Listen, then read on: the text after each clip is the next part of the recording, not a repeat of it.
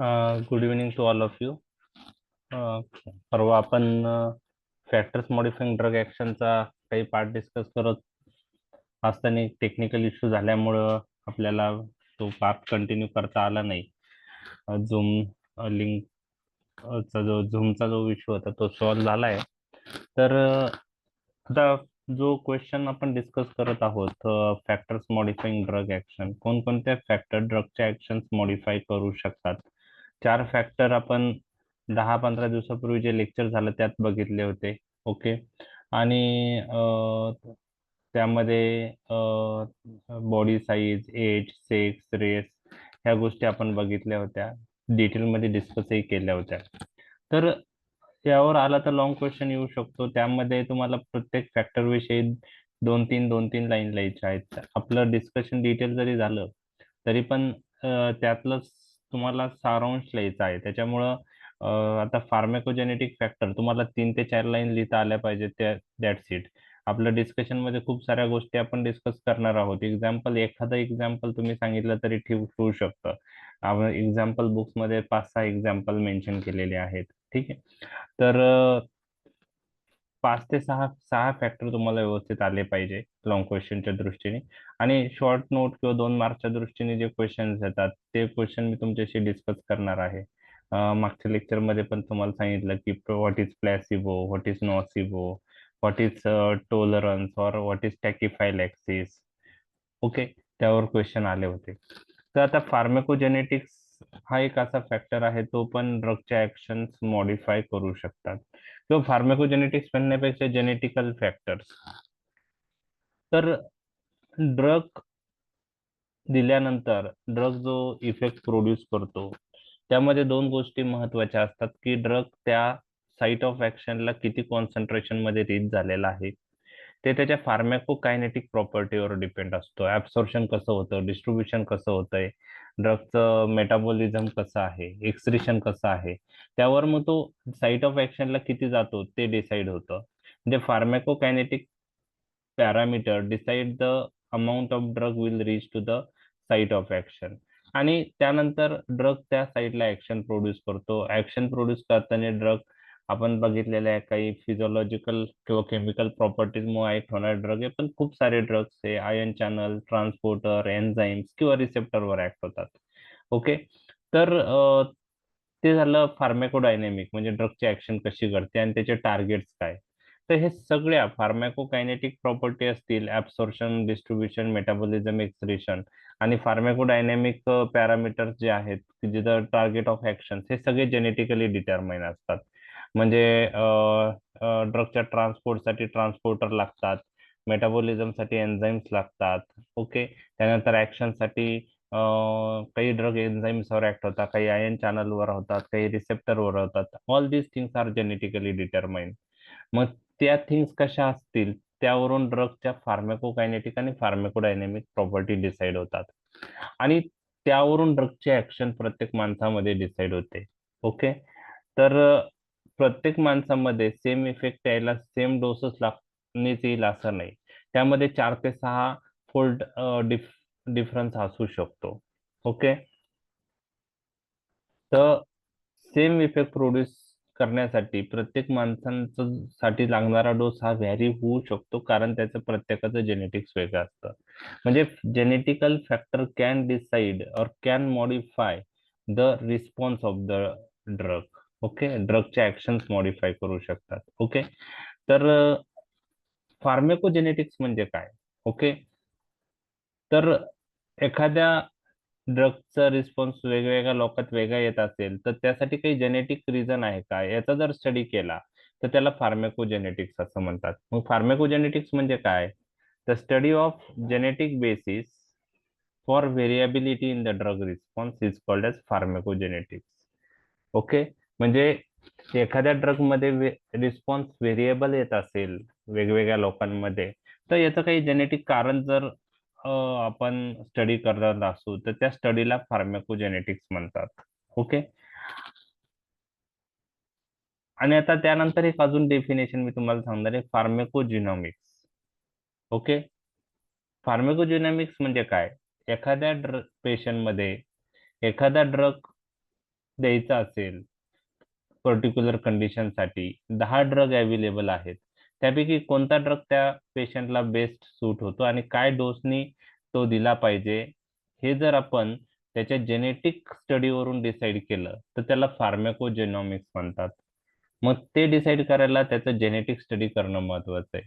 आणि ही खूप costly procedure आहे. त्यामुळे डेव्हलपिंग कंट्रीमध्ये तर ती अस्तित्वातच नाही. परंतु डेव्हलप कंट्रीमध्ये समजा USA मध्ये काही केसेसमध्ये आपण ते करू शकतो. तिथं पण रुटीनली होत नाही. तर काय आहे pharmacogenomics? The use of genetic information of the patient to decide to guide to decide the drug in that particular patient and dose of that drug, याला आपण फार्माकोजेनॉमिक्स म्हणतात. परंतु हे इंडियामध्ये पॉसिबल नाहीये. त्याच एखाद्या पर्सनला ड्रग देताना त्याचा जेनेटिक स्टडी करायचा, त्याचं जेनेटिक्स माहीत असेल, त्यावरून ड्रग डिसाईड करायचा, डोस डिसाईड करायचा, हे अफोर्डेबल नाही. ठीक आहे. तर फार्माकोजेनॉमिक्स म्हणजे काय ते तुम्हाला आता लक्षात आलेलं आहे की फार्माकोजेनिक मध्ये आपण जेनेटिक इन्फॉर्मेशन पेशंटची यूज करून त्या पेशंटमध्ये कोणता ड्रग द्यायचा आणि किती डोसने द्यायचा हे डिसाईड करतो. ओके. लक्षात आलंय फार्मॅको जेनेटिक्स आणि जिनोमिक्स. तर genetics can alter the drug response, drug action, हे तुम्हाला लक्षात आलेले आहे. एक्झाम्पल खूप सारे एक्झाम्पल आहेत. त्यात त्यात सगळे एक्झाम्पल लक्षात ठेवणं पॉसिबल नाही. एक किंवा दोन एक्झाम्पल जरी लक्षात ठेवले ना तरी चालेल. ओके. आता मी तुम्हाला सांगितलं की जेनेटिक व्हेरिएशन कुठं असू शकतात, त्याने काय होऊ शकतं. तर जे जे टार्गेट्स आता फार्मॅकोकायनेटिक पॉइंट ऑफ व्ह्यू काय महत्वाच्या गोष्टी आहे, तर ट्रान्सपोर्टर महत्वाचे आहे ड्रगच्या याच्यासाठी, ट्रान्सफरसाठी, म्हणजेच व्हेकल. त्यानंतर एन्झाईम्स मेटाबॉलिझम साठी महत्वाचे आहे. ओके. त्यानंतर ड्रगच्या ऍक्शन साठी एन्झाईम्स आहे, आयन चॅनल्स आहेत, ट्रान्सपोर्टर्स आहेत, रिसेप्टर्स आहेत. तर ह्या सगळ्या गोष्टी जेनेटिकली डिटरमाइंड असतात. आणि त्यात जर व्हेरिएशन असेल तर ड्रगची ऍक्शन डेफिनेटली त्या पर्सन मध्ये वेगळी येणार आहे. तर मेटाबॉलिझम पॉइंट ऑफ व्ह्यू तुम्हाला सर्वांना माहिती आहे की एन्झाईम्स आपण डिस्कस केले होते. Microsomal enzyme, non microsomal enzyme, phase 1 reaction, phase 2 reaction. तर एक्झाम्पल्स बुक्स मध्ये डिटेलमध्ये दिलेले आहेत, तेवढी गरज नाही. एखादा एक्झाम्पल तुम्हाला माहित असेल तर मोर दॅन इनफ आहे. बाकीचे एक्झाम्पल तुम्हाला करायचे नाही. फक्त आपण knowledge point of view discuss करणार आहोत. आता फेज 1 रिएक्शन मध्ये 5 रिएक्शन होत आहे. Oxidation, reduction, hydrolysis, cyclization, decyclization. त्यासाठी एन्झाईम्स कोणते लागतात आपण ते पाहिलेले आहेत. ओके. त्यानंतर फेज 2 रिएक्शन जे आहे त्यात कॉन्ज्युगेशन रिएक्शन्स होते. आपण मेटाबॉलिझम टॉपिक मध्ये बघिटल्या होत्या. आणि 3G RAM of Samsung mnemonic आपण डिस्कस केलं होतं. ग्लुक्युरोनाइड कॉन्ज्युगेशन, Glycine कॉन्ज्युगेशन, ग्लुटाथायन कॉन्ज्युगेशन, ऍसिटाइल रायबोन्यूक्लियोसाइड and रायबोन्यूक्लियोटाइड synthesis, ऍसिटायलेशन. Okay. मिथायलेशन, sulphate कॉन्ज्युगेशन, ह्या सगळ्या रिएक्शन आहे. तर फेज 1 मध्ये जे एन्झाईम्स असतात त्यात जर प्रॉब्लेम असेल, फेज 1 रिएक्शन साठी जे एन्झाईम लागतात तर फेज 1 रिएक्शन व्यवस्थित घडणार नाही. फेज 2 रिएक्शन साठी जे एन्झाईम्स लागतात, ओके, तर त्यात काही व्हेरिएशन्स जेनेटिकली चेंजेस असतील, जेनेटिकली काही डिफेक्ट असेल तर फेज 2 रिएक्शन व्यवस्थित होणार नाही आणि ड्रगचं मेटाबॉलिझम व्यवस्थित होणार नाही. आणि मेटाबॉलिझम व्यवस्थित नाही झालं तर त्या मेटाबॉलिझम मुळे जर ऍक्टिव्ह ड्रग इनऍक्टिव्ह मेटाबोलाइट मध्ये कन्वर्ट होत असेल आणि ते झालं नाही तर ऍक्टिव्ह ड्रगचं लेवल वाढेल, त्याची ऍक्शन जास्त येईल नॉर्मल इंडिव्हिज्युअल पेक्षा. तर अशा काही गोष्टी आपण पाहणार आहे. तर एक क्लासिकल एक्झाम्पल मी तुमच्याशी ऑलरेडी डिस्कस केलेला आहे. सक्सिनिल कोलिन नावाचा ड्रग आहे. शॉर्टेस्ट ऍक्टिंग स्केलेटल मसल रिलॅक्संट आहे. तर आपण 1 लाख लोकांमध्ये विचार केला तर 1-2 लोक सोडले तर सगळ्यांमध्ये हा ड्रगची ऍक्शन 20 मिनिटात संपते. कारण हा ड्रग सुडोकोलिनिस्टरेज एन्झाईमनी मेटाबोलाइज होतो आणि तो प्लाझ्मा मध्ये असतो. परंतु लाखामध्ये, 10 लाखामध्ये 1-2 लोक असे असतात की त्यात तो सुडोकोलिनिस्टरेज एन्झाईम, आता हे एन्झाईम साठी पण जीन्स असतात. ते जीन्सचा डिफेक्ट असल्यामुळं ह्या लोकांमध्ये हा एन्झाईम ऍबनॉर्मल असतो. त्याला अटिपिकल सुडोकोलिनिस्टरेज म्हणतात आणि त्यामुळे तो एन्झाईम त्या सक्सिनिल कोलिनचं मेटाबॉलिझम व्यवस्थित करत नाही. त्यामुळे ऍक्शन 20 मिनिटात संपण्याऐवजी ड्रगची ऍक्शन 2-3 तास लागते.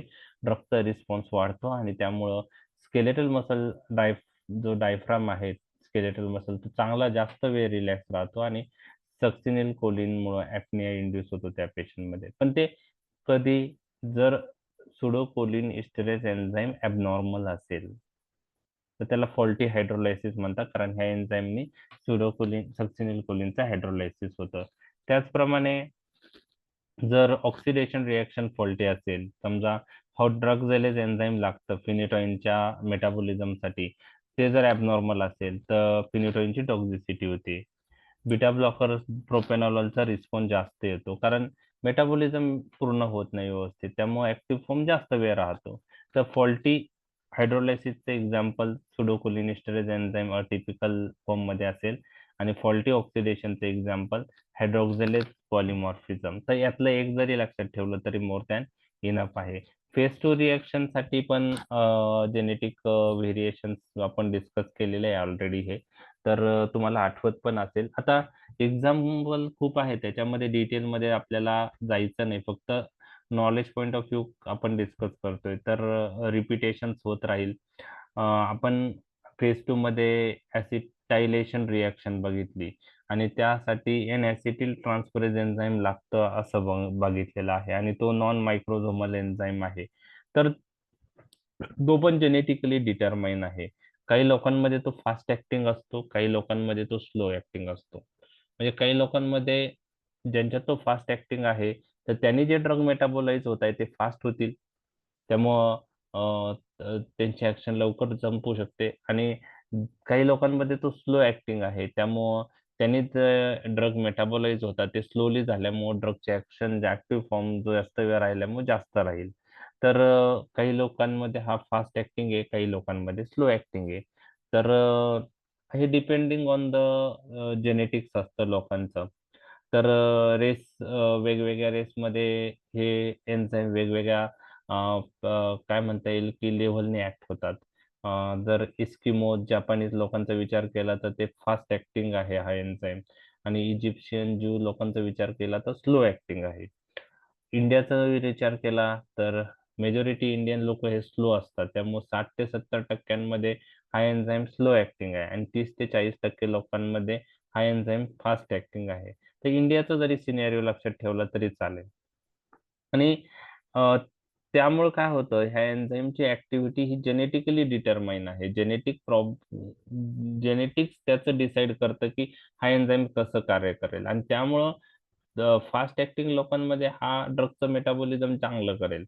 स्लो ऍक्टिंग लोकांमध्ये हा एन्झाईम ड्रगचं मेटाबॉलिझम स्लो करेल, आणि त्याच्यानुसार ड्रगचे ऍक्शन व्हॅरी होऊ शकते, टॉक्झिसिटी होऊ शकते. तर एन ऍसिटायलेशनने जे ड्रग मेटाबोलाइज होतात, तर शिपनिमोनिक आपल्याला सर्वांना माहिती आहे, मेटाबॉलिझम मध्ये मी डिस्कस केलं, हे ड्रग एन ऍसिटायलेशनने मेटाबोलाइज होतात. Sulfonamide, hydralazine, isoniazid, procainamide. Okay. तर यामध्ये काय होतं, आता हे हे डिटेलमध्ये बाकीचं काही लिहायचं नाही, तुम्ही फक्त जेनेटिक फार्मेको जेनेटिक्स मध्ये तुम्ही फक्त एन ऍसिटायलेशन रिएक्शन साठी जे एन्झाईम लागतं due to genetic problem of N acetyl transferase enzyme variation in response seen एवढं लिहिलं तरी चालेल. तर जे स्लो ऍसिटायलेटर्स आहेत, ज्याच्यात ड्रगचं मेटाबॉलिझम स्लो होतं, अशा लोकांमध्ये ड्रगची टॉक्झिसिटी होऊ शकते, कारण ऍक्टिव्ह फॉर्म जास्त वेळ राहतो. त्यामध्ये आयएनएच जो आहे, आयएनएच हा पेरिफेरल न्यूरोपॅथी करतो. आता आयएनएच नावाचा जो ड्रग आहे त्याला आयसोनिकोटिनिक ऍसिड हायड्राझाईन म्हणतात, परंतु अजून एक नाव तुम्हाला लक्षात ठेवायचं आहे, आयसोनियाझाइड. आणि तुम्हाला सर्वांना माहिती आहे आयसोनियाझाइड हा ड्रग कुठं युज होतो. तर आयसोनियाझाइड हा ड्रग ट्युबरक्युलोसिस मध्ये युज होतो, आणि आयसोनियाझाइडचे पिक्युलर ऍडव्हर्स इफेक्ट आहे. एक म्हणजे पेरिफेरल न्यूरोपॅथी आहे आणि दुसरा आहे हिपॅटोटॉक्झिसिटी. तर हिपोटॉक्झिसिटी हे जे आहे ना, त्याचा आयसोनियाझाइडचा एक मेटाबोलाइट आहे, तो हिपॅटोटॉक्झिक आहे. आणि आयसोनियाझाइड जर ऍक्टिव्ह फॉर्म मध्ये जास्त राहिला तर तो स्वतः पेरिफेरल न्यूरोपॅथी करतो. तर स्लो ऍसिटायलेटर स्टॅटस मध्ये पेरिफेरल न्यूरोपॅथी जास्त दिसून येते. आणि फास्ट ऍसिटायटेड स्टॅटस मध्ये आयसोनियाझाइड मुळे हिपॅटोटॉक्झिसिटी जास्त दिसते, कारण फास्ट ऍसिटायलेटर स्टॅटस मध्ये ड्रगचं मेटाबॉलिझम फास्ट झाल्यामुळे टॉक्झिक मेटाबोलाइट तयार होतो ऍसिटिल हायड्रोजन आणि तो हिपॅटोटॉक्झिसिटी करतो. तर हा एक फरक तुम्हाला सांगितलाय. बाकी स्लो ऍसिटायलेटर मध्ये ड्रगचं मेटाबॉलिझम स्लो झाल्यामुळे ऍक्टिव्ह फॉर्म जास्त वेळ राहिल्यामुळे आयसोनियाझाइड पेरिफेरल न्यूरोपॅथी करतो, डॅप्सोन हिमोलायसिस करतो, हायड्रालाझाईन प्रोकेनामाइड एसएलई म्हणजे सिस्टेमिक ल्युपस इरायथेमॅटस हे डिसीज प्रोड्यूस करतात. आता मी हे सर्व सांगत आहे ते सगळं तुम्हाला थोडं काय म्हणता येईल डिफिकल्ट वाटू शकतं, सगळे ऍडव्हर्स इफेक्ट वगैरे हे ते तुम्हाला सिस्टेमिक फार्मॅकोलॉजी मध्ये परत येईल. फक्त आता काय लक्षात ठेवायचं, आयसोनियाझाइड त्यातल्या त्यात तुम्हाला लक्षात ठेवायचंय, बाकी नाही लक्षात राहिलं तरी चालेल. आयसोनियाझाइड काय करतो, फास्ट एसिटायलेटर स्टॅटस असेल तर हिपॅटोटॉक्झिसिटीचे ऍडव्हर्स इफेक्ट जास्त आहे. स्लो एसिटायलेटर स्टॅटस असेल तर पेरिफेरल न्यूरोपॅथी त्यामध्ये जास्त दिसते. आयसोनियाझाइडचे ऍडव्हर्स इफेक्ट जर विचारले तर ते दोन ऍडव्हर्स इफेक्ट तुमच्या आता टिप ऑफ टंग पाहिजे, पेरिफेरल न्यूरोपॅथी आणि हिपॅटोटॉक्झिसिटी. तर हे झालं अजून एक एक्झाम्पल. अजून 3-4 एक्झाम्पल मी तुमच्याशी डिस्कस करणार आहे. ओके. तुम्हाला सर्वांना माहीतच आहे आता काही एन्झाईमच्या डिफिशियन्सीमुळे काय काय होऊ शकतं. तर मलेरियामध्ये आपण क्लोरोक्विन नावाचा ड्रग देतो, प्रायमॅक्विन नावाचा ड्रग आपण यूज करतो. प्रायमॅक्विन ड्रग ऐकलाय का तुम्ही? प्रायमॅक्विन. येस. हो सर. प्रायमॅक्विन आपण मलेरियामध्ये का यूज करतो की पी व्हायवेक्स पी ओव्हेल मलेरियामध्ये रिलॅप्स जर प्रिव्हेंट करायचा असेल तर तो ड्रग यूज करतात. क्लोरोक्विनचा डोस संपल्यानंतर 14 दिवस प्रायमॅक्विन देतात. तर प्रायमॅक्विन काय आहे की त्याचा एक ऍडव्हर्स इफेक्ट आहे प्रायमॅक्विनचा, हिमोलायसिस. ओके. आरबीसीचा तो ब्रेकडाऊन करतो, हिमोलायसिस करतो. तर हे हिमोलायसिस सगळ्याच लोकांमध्ये दिसणार नाही तुम्हाला, बरोबर आहे. तर काही लोकांमध्ये ते जास्त दिसून येतं. का दिसून येतं? त्याचं रिझन आहे. कोणत्या पेशंटमध्ये हिमोलायसिसची रिस्क जास्त असते? ओके. तर एक लक्षात घ्या, जी आपली आरबीसी असते त्या आरबीसीला स्टॅबिलिटी प्रोड्यूस करण्यासाठी एक एन्झाईम महत्वाचा आहे. त्याला ग्लुकोज 6 फॉस्फेट डिहायड्रोजनेज म्हणतात, G6PD. इथे थोडं स्पेलिंग राईट टायपिंग एरर आहे. G6PD एन्झाईम ऐकलंय तुम्ही? G6PD डिफिशियन्सी ऐकली ना? Yes sir. ओके. हो. तर G6PD डिफिशियन्सी असेल अशा पेशंट मध्ये ज्या ड्रगला ऑक्सिडायझिंग प्रॉपर्टी असते असे ड्रग जर दिले तर हे ड्रग आरबीसीचं लायसिस करतात. आरबीसीचं काय करतात? लायसिस, हिमोलायसिस होतं. हे लक्षात घ्या. ओके. हिमोलायसिस प्रोड्यूस करतात. का करतात? कारण हे एन्झाईम आरबीसीला स्टॅबिलिटी प्रोड्यूस करतं आणि हे एन्झाईम काही लोकांमध्ये डिफिशियंट असतं. का असतं? जेनेटिक प्रॉब्लेममुळे, बरोबर आहे. म्हणजे हा जो ड्रगचा रिस्पॉन्स आहे लाखामध्ये एखाद्या 2 लोकांमध्ये दिसणार आहे, तो का दिसतो? कारण त्या लोकांमध्ये काय असतं? G6PD डिफिशियन्सी असते. सगळ्याच लोकांमध्ये नसते, जेनेटिक डिफेक्ट मुळे असते, बरोबर आहे. तर त्यामध्ये प्रायमॅक्विन आहे त्याच्यामुळे जास्त दिसतं. बाकी ड्रग मुळे पण दिसतं, डॅप्सोन आहे, सल्फोनामाइड आहे, क्वाट्रिमोक्झाझोल जे आहे त्यामुळे तो एक ड्रग आहे.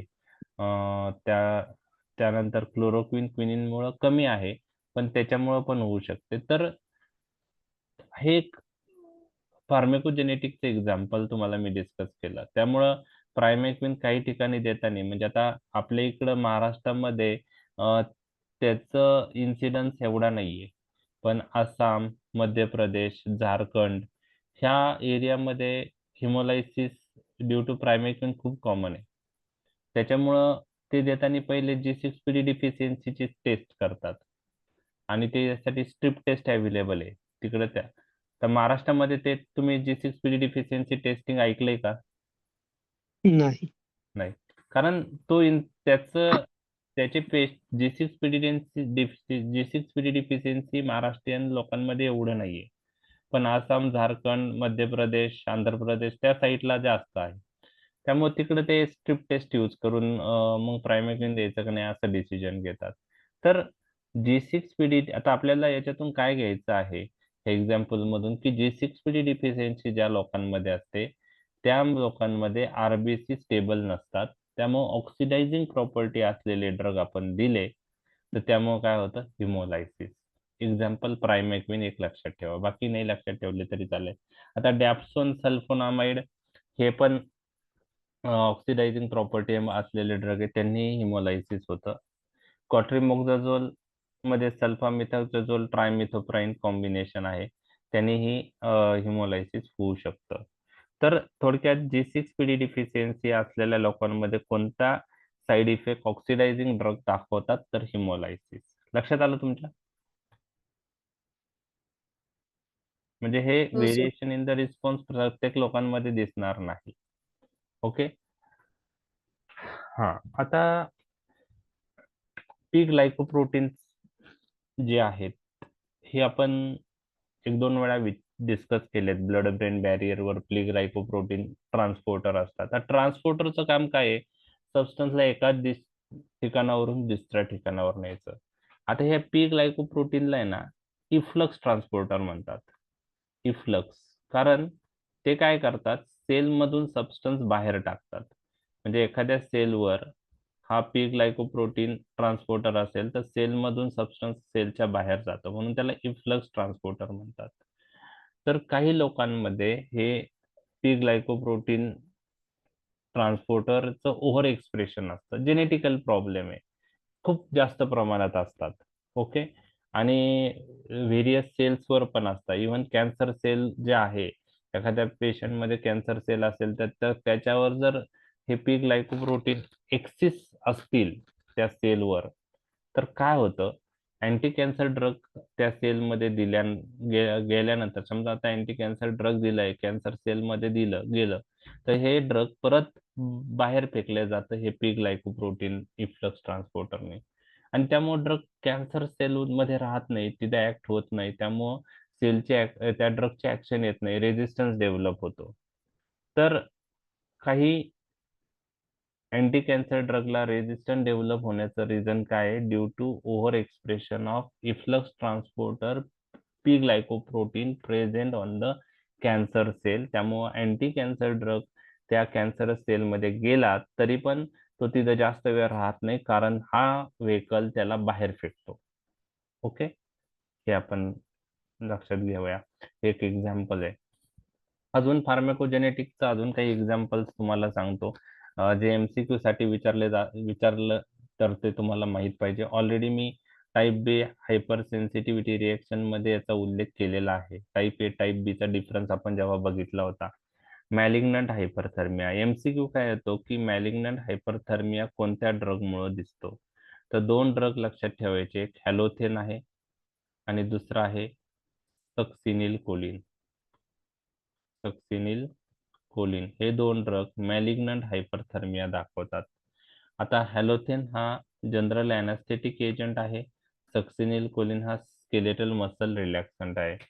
आणि मॅलिग्नंट हायपरथर्मिया मध्ये काय होतं हे मी तुम्हाला सांगणार आहे. ओके. तर मॅलिग्नंट हायपरथर्मिया मध्ये स्केलेटल मसलचं एक्सिस कॉन्ट्रॅक्शन झाल्यामुळं हीट जनरेट होते, त्याला मॅलिग्नंट हायपरथर्मिया होतात. हायपरथर्मिया म्हणजे हीट प्रोडक्शन वाढतं. आता हे का वाढतं हे तुम्हाला मी सांगणार आहे. तर त्याचं रिझन सांगणार आहे. इथं आता जस्ट आला एक्झाम्पल म्हणून सांगत आहे. तर एमसीक्यू पॉइंट ऑफ व्ह्यू आता एक लॉंग क्वेश्चन मध्ये आपल्याला याच्यातला जो पार्ट लिहायचा आहे तो एखादा एक्झाम्पल पुरता लिहिला तरी चालेल, बाकी सगळे फक्त आपण डिस्कस करत आहोत नॉलेज पॉइंट ऑफ व्ह्यू. समजा हा स्केलेटल मसल आहे. एक स्केलेटल मसल मध्ये स्ट्रक्चर असतं सार्कोप्लाझ्मिक रेटिक्युलम आणि त्यामध्ये कॅल्शियम स्टोअर असतो. ज्यावेळेस कॅल्शियम सार्कोप्लाझ्मिक रेटिक्युलम मध्ये असतो त्यावेळेस तो काही कॅल्शियम ऍक्टिव्ह नसतो, तो स्टोअर असतो, तो काही ऍक्ट होत नाही. आणि ह्या सार्कोप्लाझ्मिक रेटिक्युलम वर एक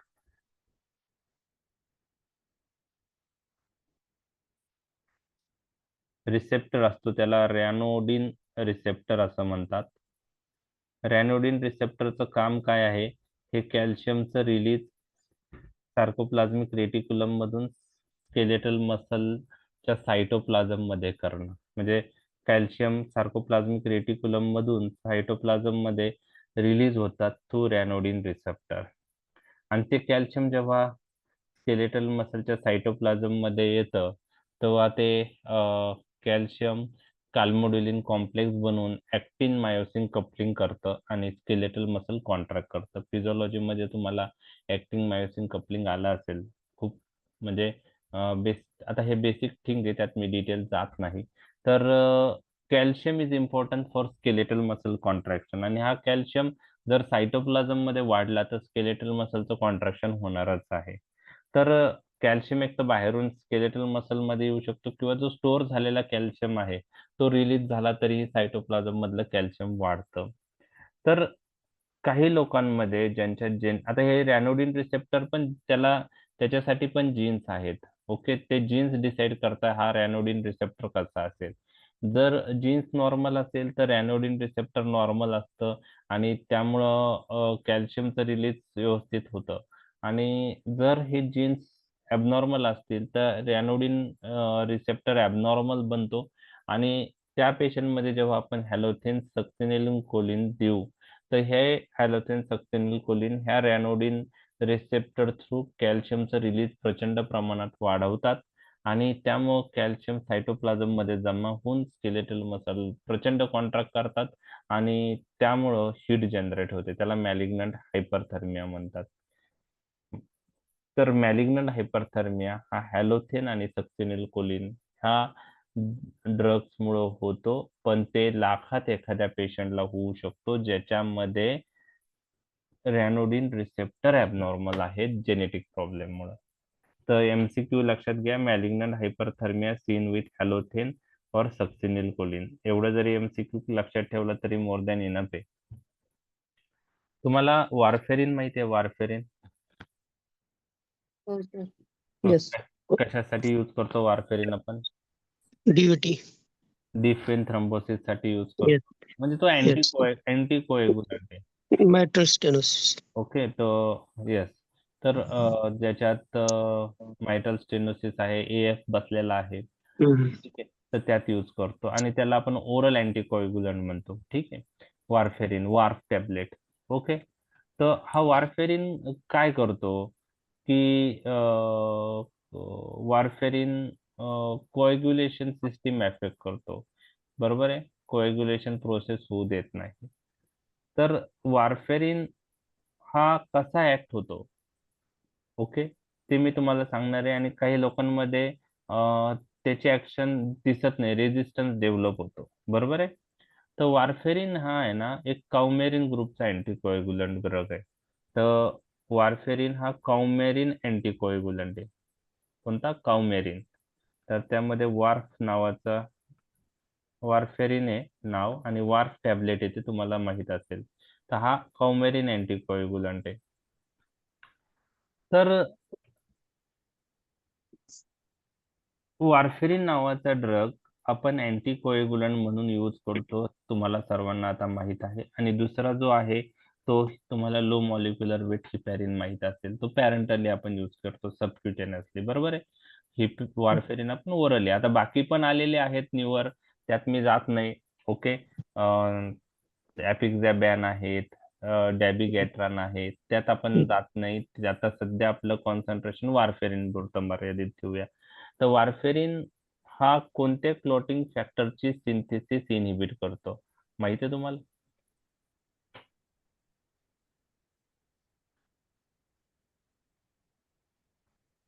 तर तो व्हिटॅमिन के डिपेंडंट क्लॉटिंग फॅक्टरची सिंथेसिस इनहिबिट करून ऍक्ट होतो.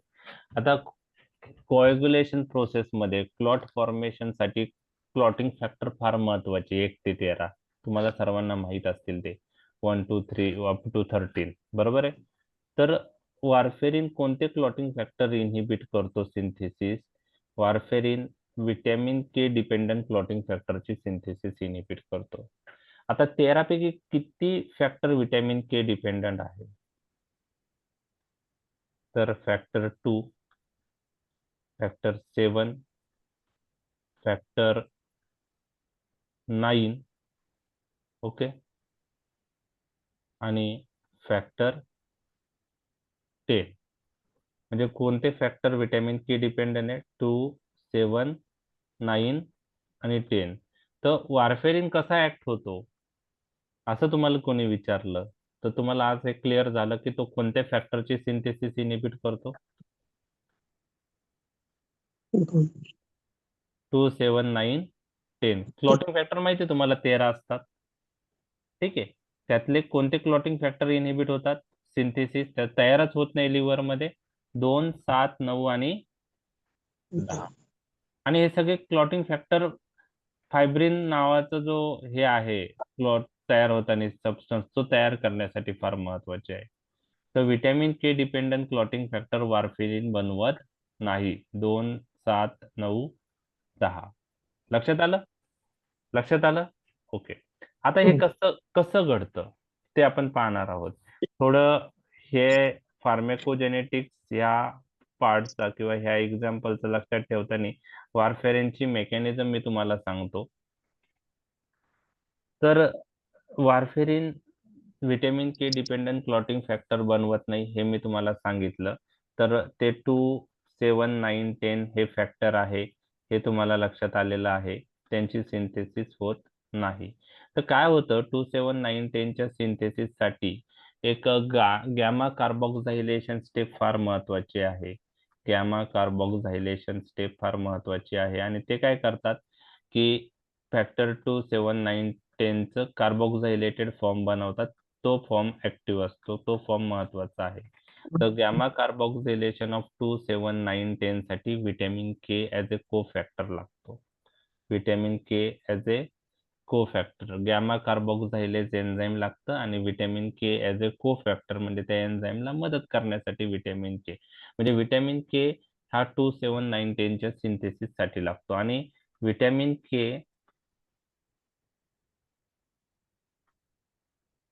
हा ऍक्टिव्ह फॉर्म मध्ये असणं गरजेचं आहे आणि विटॅमिन के चा ऍक्टिव्ह फॉर्म जो आहे हा विटॅमिन के हायड्रोक्विनोन आहे.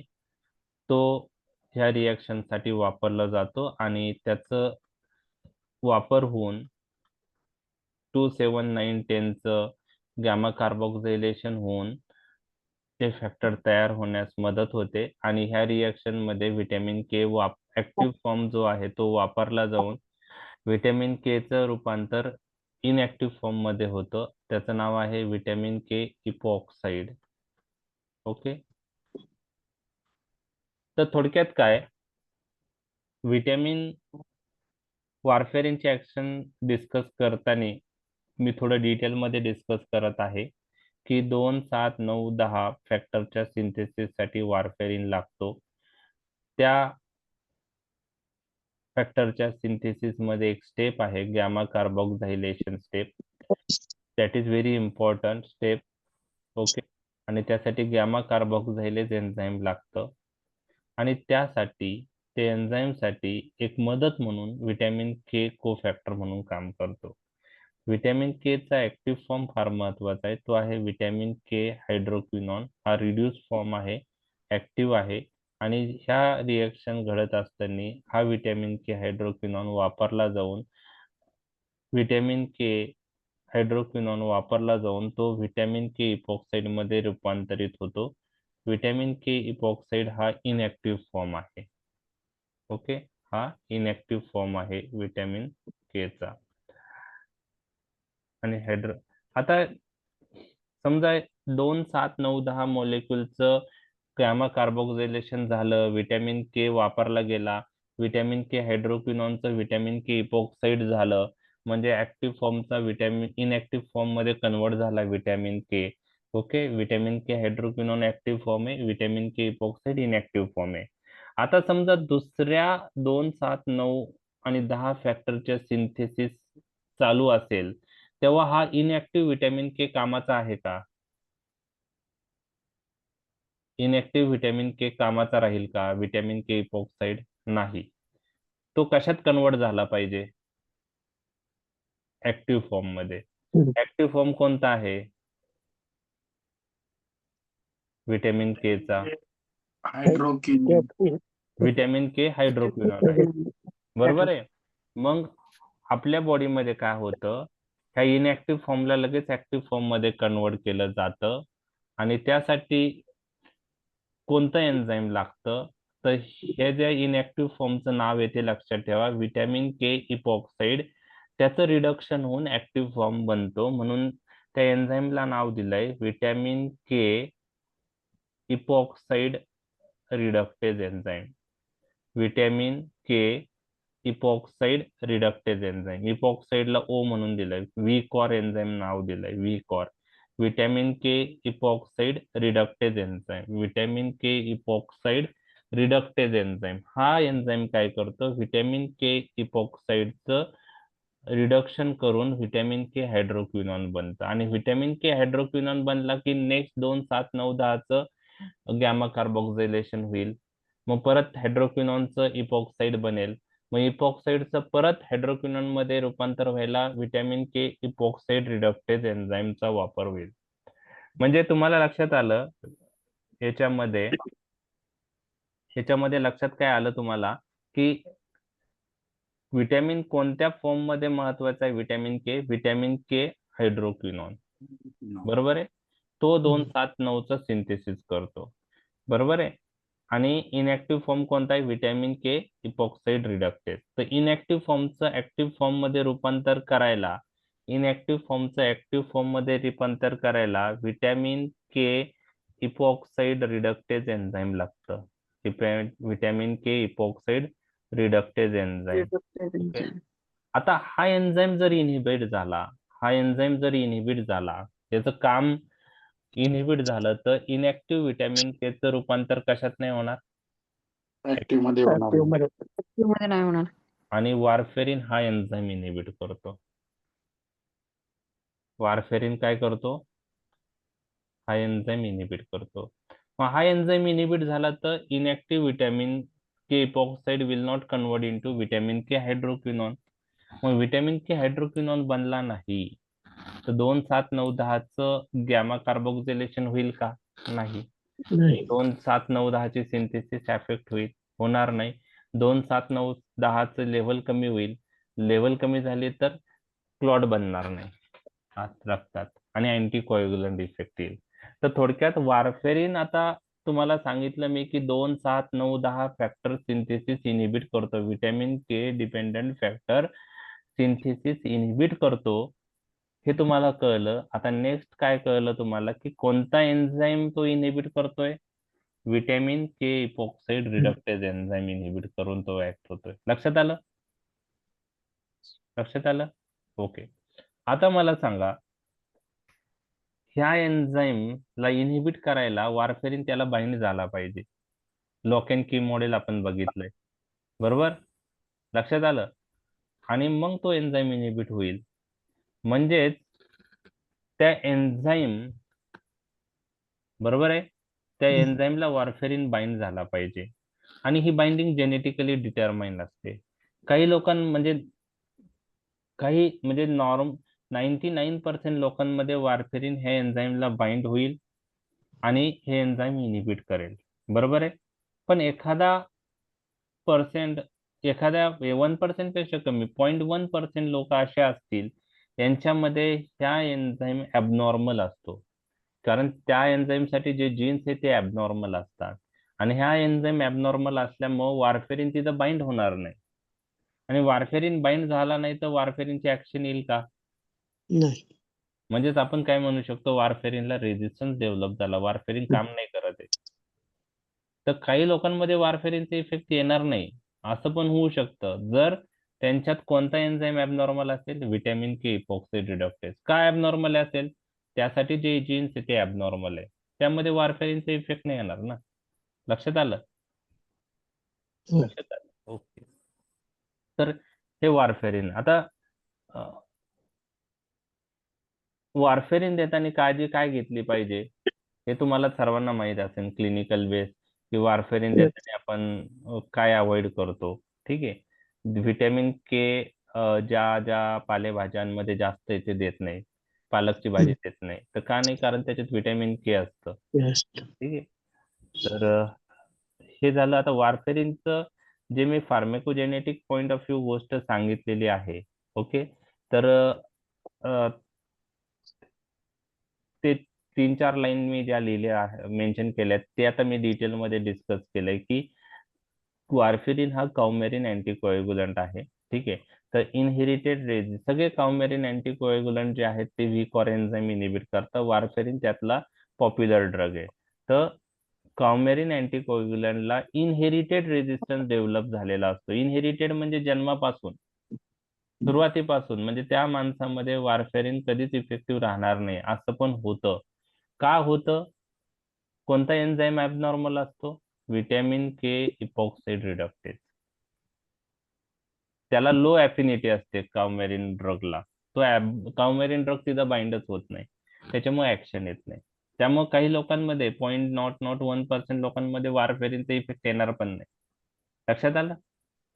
आता हे सगळं फाइंड आउट करायला त्याचा जेनेटिक स्टडी झाल्यावर ते फाइंड आउट होईल. एवढं सोपं नाहीये. ठीक आहे. तसंच काही लोकांमध्ये आयरिडो कॉर्नियल अँगल नॅरो असतो. त्या लोकांमध्ये मिड्रेटिक ड्रग दिले तर ग्लाउकोमा प्रेसिपिटेट होतो नॅरो अँगल. हे तुम्हाला लक्षात ठेवायचं आहे. तर फार्मेकोजेनेटिक्सचे एक्झाम्पल आपण डिटेलमध्ये डिस्कस केलेत. त्यात काही गोष्टी अशा डिस्कस केल्या की ज्याने तुम्हाला ड्रगच्या ऍक्शनशी रिलेटेड काही गोष्टी डिटेल लक्षात गेल्या. पण आता एखादं एक्झाम्पल तुम्हाला लक्षात ठेवायचं, बाकी काही लक्षात ठेवायचं नाही. ओके. तुम्ही MgSO4 नावाचा ड्रग ऐकलाय? हो. ओके. इडिमा झाल्यावर MgSO4 चा काही रोल आहे का? हो आहे. Max Subdus. हा, तर Maxim. मग तेच आहे. तर एक लक्षात घ्या की रूट ऑफ ऍडमिनिस्ट्रेशन पण ड्रगचा रिस्पॉन्स व्हॅरी करतात. ओके.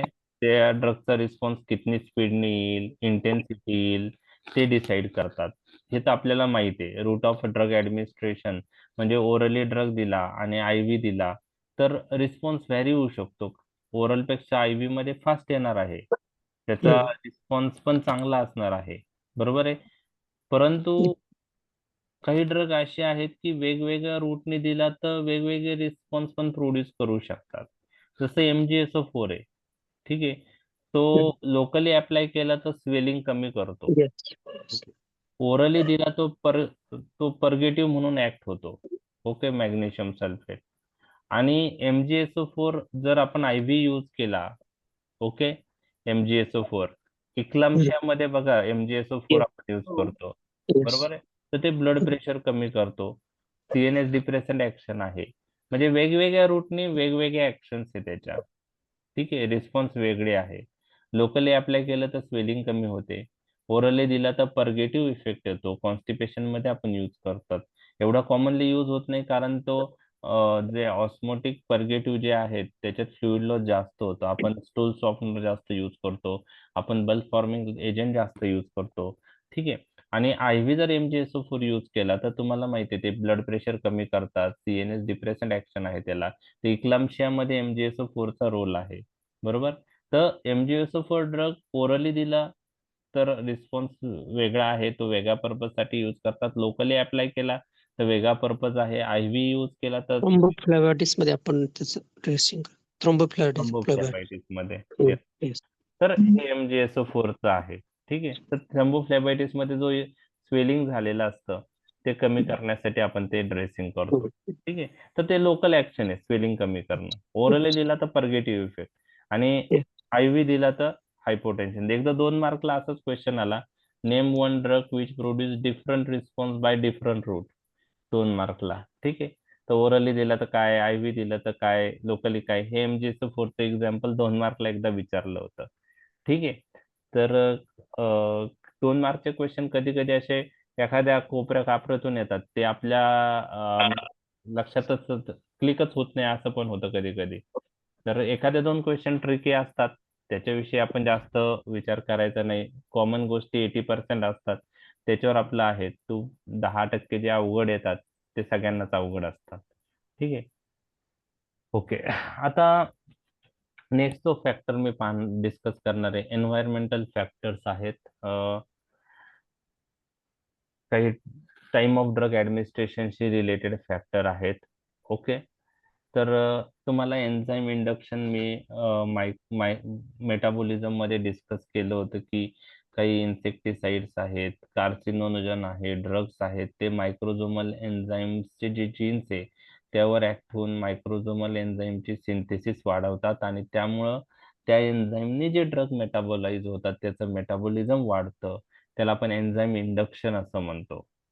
तर ह्यामध्ये काही एन्व्हायरमेंटल फॅक्टर्स पण आहे, जसं इन्सेक्टिसाइड्स, कार्सिनोजन्स, टोबॅको स्मोक. ओके. त्याचप्रमाणे कन्झम्पशन ऑफ चारकोल ब्रॉइल्ड मीट असतं. हे सगळे सबस्टन्स मायक्रोझोमल एन्झाईमचा नंबर वाढवतात. मायक्रोझोमल एन्झाईमचा नंबर वाढल्यामुळं मायक्रोझोमल एन्झाईमने जे ड्रग मेटाबोलाइज होतात त्यांचं मेटाबोलाइझम फास्ट होऊ शकतं आणि मेटाबॉलिझम फास्ट झाल्यामुळं जर ऍक्टिव्ह ड्रग इनऍक्टिव्ह फॉर्म हे कन्वर्ट होत असेल त्या मेटाबॉलिझम रिएक्शननी, बरोबर आहे, तर त्या ड्रगचा रिस्पॉन्स कमी होणार आहे. याच्या उलट जर ड्रग इनऍक्टिव्ह आहे आणि मायक्रोझोमल एन्झाईमने ऍक्टिव्ह फॉर्म मध्ये कन्वर्ट होत असेल, प्रो ड्रग असेल तो ड्रग, तर मायक्रोझोमल एन्झाईमचा नंबर वाढला तर प्रो ड्रगची ऍक्शन वाढू शकते. लक्षात आलं? ठीक आहे. तर काही एन्व्हायरमेंटल फॅक्टर्स एन्झाईम इंड्युसर्स आहे, एवढं जरी लक्षात ठेवलं तुम्ही तरी पण मोर दॅन इनफ आहे. त्यात मग इन्सेक्टिसाइड, कार्सिनोजन हे नावं नाही लक्षात राहिले तरी चालेल. त्याचप्रमाणे फूड आणि ड्रग एकत्र दिल्याने फूड मुळे ड्रगचं ऍब्सॉर्प्शन इंटरफिअर होऊ शकतं. जसं एम्पिसिलिन आहे, एम्पिसिलिन आणि अमोक्झिसिलिन हे जे दोन अँटीबायोटिक आहे, त्या एम्पिसिलिनचं ऍब्सॉर्प्शन फूडने इंटरफिअर होतं, अमोक्झिसिलिनचं नाही होत. मग ओरली एम्पिसिलिन पॉप्युलर आहे का अमोक्झिसिलिन? तुम्हाला माहित आहे अमोक्झिसिलिन. एमॉक्सिलिन. एम्पिसिलिन मेन आता देतात तर मग ते पॅरेंटल रूटने देतो आपण, तो पण त्याच्याऐवजी बाकीचे ड्रग्स आता अवेलेबल आहे. पण ओरली आपण अमॉक्स यूज करतो, कारण अमॉक्स बद्दल 2-3 पॉईंट असे आहे की त्याचं अमॉक्सचं ऍब्सॉर्प्शन फूडने इंटरफिअर होत नाही. एम्पिसिलिनचं ऍब्सॉर्प्शन फूड कमी करतं, म्हणजे फूड बरोबर दिलं तर एम्पिसिलिनची बायबिलिटी कमी असणार आहे. ठीक आहे. तर ते एक कारण आहे. अमॉक्समुळे डायरियाचे चान्सेस कमी आहे, एम्पिसिलिन बरोबर जास्त आहे, म्हणून ओरली प्रेफर्ड आपण अमॉक्स करतो. तर मेजॉरिटी टाइम फूड दिल्याने ड्रगचं ऍब्सॉर्प्शन कमी होतं, बायबिलिटी कमी होते आणि रिस्पॉन्स पण कमी होणार ना मग, बरोबर आहे. ऍब्सॉर्प्शन जर कमी झालं तर रिस्पॉन्स पण कमी होणार. लक्षात आलं? तर मेजॉरिटी टाइम 90% टाइम जर फूड आणि ड्रगची इंटरॅक्शन होत असेल तर फूड ड्रगचं ऍब्सॉर्प्शन काय करतात? कमी करतात. परंतु काही मील असे आहेत की ते ड्रगचं ऍब्सॉर्प्शन वाढवतात. जसं आता एक अँटीफंगल ड्रग आहे, ग्रिसिओफल्विन, ऐकलं असेल तुम्ही. ठीक आहे. ग्रिसिओफल्विन ऐकले? Antifungal drug griseo. हो सर. हो सर. आणि ल्युमिफॅन्ट्रिन हा मलेरियात यूज होतो. तर हे ग्रिसिओफल्विनचं ऍब्सॉर्प्शन, ल्युमिफॅन्ट्रिनचं ऍब्सॉर्प्शन फॅटी मिलनी वाढतं. म्हणजे फॅटी मिल बरोबर ग्रिसिओफल्विन दिलं तर रिस्पॉन्स काय येणार आहे? जास्त आहे. बरोबर आहे. त्याचप्रमाणे कोणत्या टाइमला ड्रग ऍडमिनिस्टर करतो त्यांनी पण रिस्पॉन्स मध्ये चेंज होऊ शकतो. समजा हिप्नोटिक ड्रग आहे, म्हणजे जे आपण सिडेशन आणि हिप्नोसिस म्हणजे स्लीप इंड्यूस करतात, हे ड्रग जर आपण बेड टाइमला दिलं तर चांगलं काम करतात डे टाइम पेक्षा, बरोबर आहे. कॉर्टिकोस्टेरॉइड तुम्ही जर मॉर्निंगला दिले, सिंगल मॉर्निंग डोस, तर HP axis suppression side effect त्याचा कमी असतो, बरोबर आहे. एचपी ऍक्सेस जे सप्रेस करतात कॉर्टिकोस्टेरॉइड, तर ते कमी आहे जर कॉर्टिकोस्टेरॉइड सिंगल मॉर्निंग डोस मध्ये दिला. तर कधी आपण ड्रग ऍडमिनिस्टर करतो त्यावरही रिस्पॉन्स चेंज होऊ शकतो, हे तुम्हाला लक्षात ठेवायचं आहे. ठीक आहे. तर हे environmental factors and time of drug administration विषयी डिस्कस केलंय. तुम्हाला आता सायकोलॉजिकल फॅक्टर मध्ये 2 मार्कला प्लॅसिबो आणि नॉसिबो ह्या 2 डेफिनेशन माहीत असणं गरजेचं आहे. प्लॅसिबो सगळ्यांना माहित आहे. प्लॅसिबो काय आहे? प्लॅसिबो, प्लॅसिबो बद्दल ऐकलंय? हो सर. हा, प्लॅसिबो म्हणजे काय? म्हणजे असं एक 2 मार्कला क्वेश्चन युनिव्हर्सिटीमध्ये तुम्हाला विचारला होता. किंवा नॉसिबो म्हणजे काय हे पण तुम्हाला विचारू शकतात. आणि प्लॅसिबो पॉइंट ऑफ व्ह्यू आपण काय देतो? आता प्लॅसिबो म्हणजे काय तुम्हाला तुमच्या याच्यात म्हणजे ऍक्च्युअल टर्मिनॉलॉजी मेडिकल डेफिनेशन नाही आली तरी प्लॅसिबोचा अर्थ काय हे माहिती आहे का तुम्हाला? It is a inert substance having no medicinal value. Yes, correct. Placebo म्हणजे inert substance having no medicinal value किंवा त्याला फार्मॅकोलॉजिकल इफेक्ट नाही, परंतु आपण ते पेशंटमध्ये दिल्यामुळं सायकोलॉजिकल इफेक्ट येऊन पेशंटला बरं वाटतं. बरोबर आहे? म्हणजे त्याला काही ऍक्शन नाही, फार्मॅकोलॉजिकल ऍक्शन्स नाही, परंतु पेशंटला दिल्याने सायकोलॉजिकली इफेक्ट येऊन पेशंटला बरं वाटतं. बरोबर आहे? खूप वेळेस पेशंट म्हणतात की मला म्हणजे फिजिशियनला वाटतं की ह्या पेशंटला काही गरज नाहीये ड्रग. बरोबर आहे? तर पेशंट म्हणणं असतं नाही मला ड्रग्ज द्याच. बरोबर आहे? पेशंटने हट्ट केल्यामुळे अशा वेळेस फिजिशियन काय देतात की हे प्लॅसिबो देतात. मग त्यामध्ये डिस्टिल वॉटर इंजेक्शन असेल किंवा विटॅमिन्सचा यूज होतो, तर ते प्लॅसिबो म्हणून ऍक्ट होतात. ओके, तर प्लॅसिबोची डेफिनेशन तुम्हाला विचारली जाऊ शकते. तर आपण आता डिटेलमध्ये डिस्कस करूया.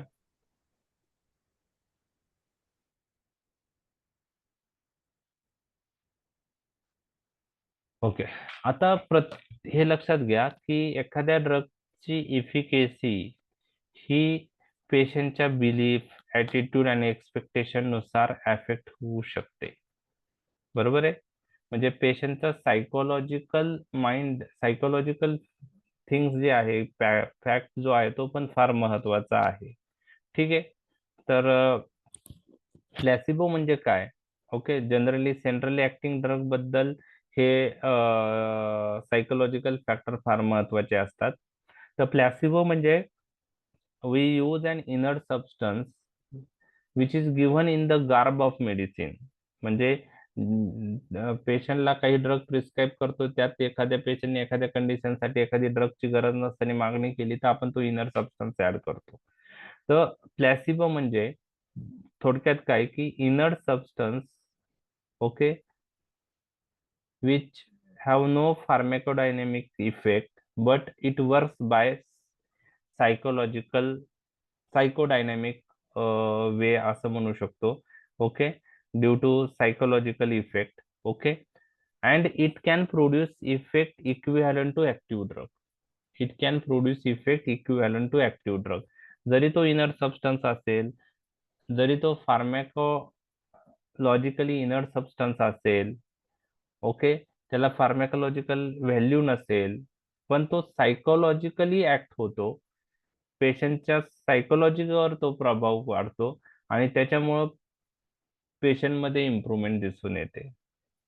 ओके, त्याला आपण प्लॅसिबो असं म्हणतो. तर तुम्हाला सर्वांना माहिती आहे, जर गरज नसताना आपल्याला पेशंट जास्त हट्ट आपण ते प्लॅसिबो म्हणून काय काय यूज करतो. बरोबर आहे? तर त्यामध्ये डिस्टिल वॉटर इंजेक्शन किंवा मल्टीव्हिटॅमिन प्रिपरेशन पण आपण यूज करतो.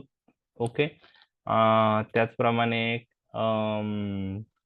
लॅक्टोज टॅबलेट्स असतील, कॅप्सूल असतील, ते आपण प्लॅसिबो म्हणून यूज करतो. आता प्लॅसिबोचा यूज कुठं होतो?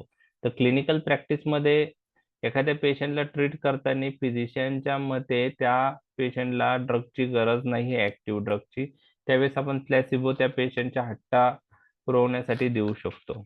ओके, त्याचप्रमाणे क्लिनिकल ट्रायल्स मध्ये काय करतात? क्लिनिकल ट्रायल्स करताना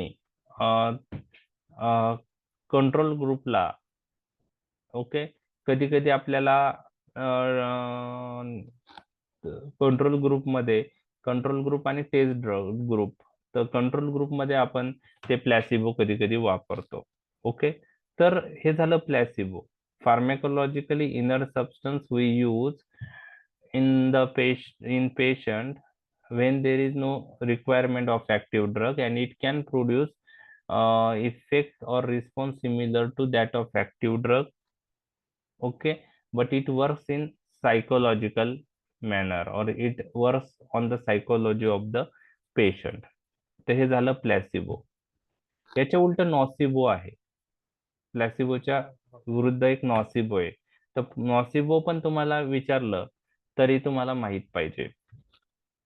ओके, तर it is the converse of placebo and it refers to the negative psychodynamic effect evoked by the pessimistic attitude of the patient or by loss of faith in the medication and or the physician. नॉसिबो म्हणजे काय की एखाद्या पेशंटला आपण active drug देत आहोत, बरोबर आहे, परंतु पेशंटचं जे सायकोलॉजी आहे ती निगेटिव्ह आहे. कशामुळे आहे? एक तर त्याचं पेसिमिस्टिक ॲटिट्यूड म्हणजे निराशावादी आहे तो पेशंट, निराश आहे. ओके, डिप्रेस आहे. ओके, तर पेसिमिस्टिक ॲटिट्यूडमुळं निगेटिव्ह सायकोलॉजिकल इफेक्ट आहे तो, किंवा मेडिकेशनवरचा त्याचा विश्वास उडालेला आहे, फिजिशियनवरचा विश्वास उडालेला आहे. अशा वेळेस तुम्ही त्या पेशंटला ऍक्टिव्ह ड्रग जरी दिलं तरी तो ऍक्टिव्ह ड्रग जसा पाहिजे तसा इफेक्ट प्रोड्यूस करत नाही. त्याला नॉसिबो म्हणतात. म्हणजे नॉसिबो मुळे ऍक्टिव्ह मेडिकेशनचं थेरापिटिक इफेक्ट येणार नाही. ठीक आहे, म्हणजे ऍक्टिव्ह ड्रग देऊन पण रिस्पॉन्स पेशंट मध्ये येणार नाही. याला आपण नॉसिबो असं म्हणतो. प्लॅसिबोचे एक्झॅक्टली उलट. आणि का होतं? निगेटिव्ह माइंडसेटमुळं.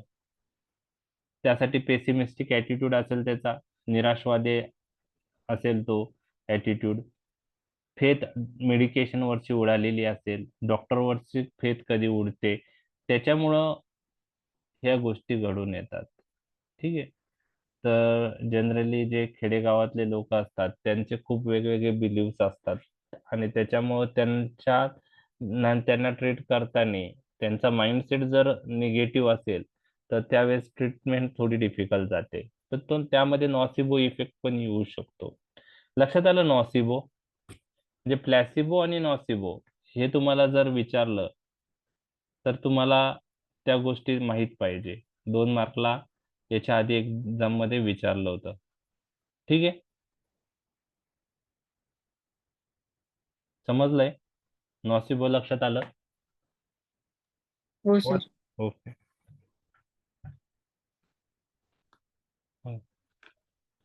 आता पॅथॉलॉजिकल स्टेट्स पण कधी कधी ड्रगचा रिस्पॉन्स अफेक्ट करू शकतात. एखाद्या पेशंटला गॅस्ट्रोइंटेस्टायनल डिसीज असेल तर ऍब्सॉर्प्शन कमी होईल. ऍब्सॉर्प्शन कमी झालं तर त्याचा रिस्पॉन्स कमी होणार आहे. लिव्हर डिसीज असेल एखाद्या पेशंटला तर मेटाबॉलिझम कॅपॅसिटी लिव्हरची डिक्रीज झालेली असते. आणि ज्या ड्रग फर्स्ट पास मेटाबॉलिझम दाखवतात, हाय फर्स्ट पास मेटाबॉलिझम, लिव्हरमध्ये खूप ओरली दिल्यावर जास्त पार्ट मेटाबॉलाइज होतो. आता लिव्हरचाच प्रॉब्लेम आहे तर ते मेटाबॉलिझम होणार नाही. त्यामुळं ड्रग जास्त कॉन्सन्ट्रेशन मध्ये सिस्टेमिक सर्क्युलेशन मध्ये जातो, त्याची बायबिलिटी वाढते. जर लिव्हरचा प्रॉब्लेम असेल तर तो गोष्ट घडू शकते. याच्या उलट प्रो ड्रग बद्दल होईल. लिव्हर मध्ये प्रो ड्रग ऍक्टिव्ह फॉर्म मध्ये कन्वर्ट होतात, पण लिव्हर डिसीज असेल तर इनऍक्टिव्ह फॉर्मचं ऍक्टिव्ह फॉर्म मध्ये कन्वर्ट नाही झालं तर प्रो ड्रगचे ऍक्शन काय होईल? कमी होईल. म्हणजे लिव्हर डिसीज मुळे ड्रगचा रिस्पॉन्स व्हॅरी होतो.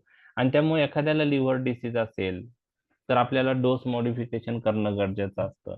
त्याचप्रमाणे किडनी डिसीज असेल, क्रिएटिनिन क्लिअरन्स कमी झालेला असेल, ओके, अशा वेळेस ड्रगचं इलिमिनेशन कमी होतं. त्यामुळं ड्रग जास्त वेळ बॉडीत राहतो आणि त्यामुळे ड्रगची टॉक्झिसिटी होऊ शकते. त्यामुळे त्यातही आपल्याला डोस ऍडजस्टमेंट करणं गरजेचं आहे. रिस्पॉन्स जास्त येणार कारण इलिमिनेशन स्लो होत आहे. तर वेगवेगळे डिसीज पण ड्रगचा रिस्पॉन्स व्हॅरी करू शकतात. ओके, हायपोथायरॉइडिझमचा पेशंट असेल तर मेटाबॉलिझम ड्रगचं स्लो होतं त्याच्यामुळं ड्रग ऍक्टिव्ह फॉर्म मध्ये राहिलं तर रिस्पॉन्स जास्त येणार. हायपरथायरॉइडिझमचा असेल तर मेटाबॉलिझम फास्ट होणार, त्याच्यामुळं ड्रगचा रिस्पॉन्स कमी होऊ शकतो. तर पॅथॉलॉजिकल स्टेट्स पण ड्रगचा रिस्पॉन्स व्हॅरी करू शकतात.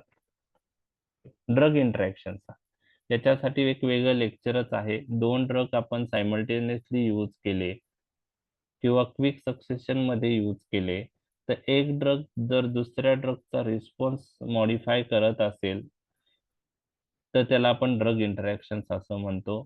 एक ड्रग दुसऱ्या ड्रगचा रिस्पॉन्स वाढवू शकतो, कमीही करू शकतो. आणि हे कसं होऊ शकतं, एक ड्रग दुसऱ्या ड्रगच्या फार्मॅकोकायनेटिक किंवा फार्मॅकोडायनॅमिक प्रॉपर्टी मॉडिफाय करून रिस्पॉन्स अल्टर करतो. तर ड्रग ड्रग इंटरॅक्शन आपण नंतर एक सेपरेट लेक्चर मध्ये डिस्कस करणार आहोत. तर ड्रग इंटरॅक्शन मुळे ही ड्रगचा रिस्पॉन्स व्हॅरी होऊ शकतो. जसं मी तुम्हाला सांगितलं रिफाम्पिसिन आणि ओरल कॉन्ट्रासेप्टिव्ह पिल. तर रिफाम्पिसिन आणि ओरल कॉन्ट्रासेप्टिव्ह पिल मध्ये काय होतं, रिफाम्पिसिन दिल्याने ओरल कॉन्ट्रासेप्टिव्ह पिलचा रिस्पॉन्स काय होतो, कमी होतो आणि ओरल कॉन्ट्रासेप्टिव्ह फेल्युअर होतं. मेटाबॉलिझम मध्ये आपण डिस्कस केलं होतं ना. हो, येस. येस, रिफाम्पिसिन एन्झाईम इंड्युसर आहे, मायक्रोझोमल एन्झाईमचा नंबर वाढवतो आणि त्याच्यामुळे ओरल कॉन्ट्रासेप्टिव्ह पिलचं मेटाबॉलिझम वाढलं की त्याचा रिस्पॉन्स कमी झाला तर ओरल कॉन्ट्रासेप्टिव्ह फेल्युअर होऊ शकतं. लक्षात आलं. तर हे एक एक्झाम्पल तुमच्याशी मी डिस्कस केलेलं आहे. खूप सारे एक्झाम्पल आहेत. ओके, ठीक आहे. आता क्युम्युलेशन म्हणजे काय, की रिपीटेड ड्रग दिल्यामुळं बॉडीत ऍक्युम्युलेशन होतं. ऍक्युम्युलेशन झाल्यामुळं ड्रगचा रिस्पॉन्स जास्त येतो आणि त्यामुळे कधी कधी टॉक्झिसिटी होते. तुम्हाला मी सांगितलंय की क्लोरोक्विन लॉंग टर्म जास्त यूज केला तर पहिले लिव्हर, स्प्लीन, किडनीत ऍक्युम्युलेट होतं आणि जास्त दिवस यूज केला तर कॉर्निया आणि रेटायनामध्ये पण ऍक्युम्युलेट होतं आणि त्याच्यामुळं क्लोरोक्विन बुल्स आय रेटिनोपॅथी करतो. जनरली रुमॅटॉइड आर्थरायटिसच्या पेशंटमध्ये यूज केला तर आपण हे व्हॉल्यूम डिस्ट्रीब्युशन जे आहे त्याच्या क्लिनिकल सिग्निफिकन्स मध्ये हे एक्झाम्पल पाहिलेलं आहे. तर क्युम्युलेशन म्हणजे काय, की drug will accumulate in the body जर ड्रगचं ऍडमिनिस्ट्रेशन जास्त असेल, जास्त रेटने ड्रग ऍडमिनिस्टर करतोय रॅदर दॅन इलिमिनेशन. ठीक आहे. आता लास्ट फॅक्टर आपण डिस्कस करणार आहोत, टॉलरन्स. टॉलरन्स मध्ये तुम्हाला टॅकीफायलॅक्सिस 2 मार्कला विचारू शकता, व्हॉट इज टॅकीफायलॅक्सिस, आणि ते ऑलरेडी 2 मार्कला प्रश्न युनिव्हर्सिटीमध्ये आलेला आहे. ओके, आता याच्यामध्ये एक्झाम्पल खूप आहे, एक्झाम्पल मध्ये मी डिटेल जाणार नाही. तुम्हाला काय वाटतं टॉलरन्स म्हणजे काय, एखाद्या ड्रगला टॉलरन्स डेव्हलप झाला याचा अर्थ काय?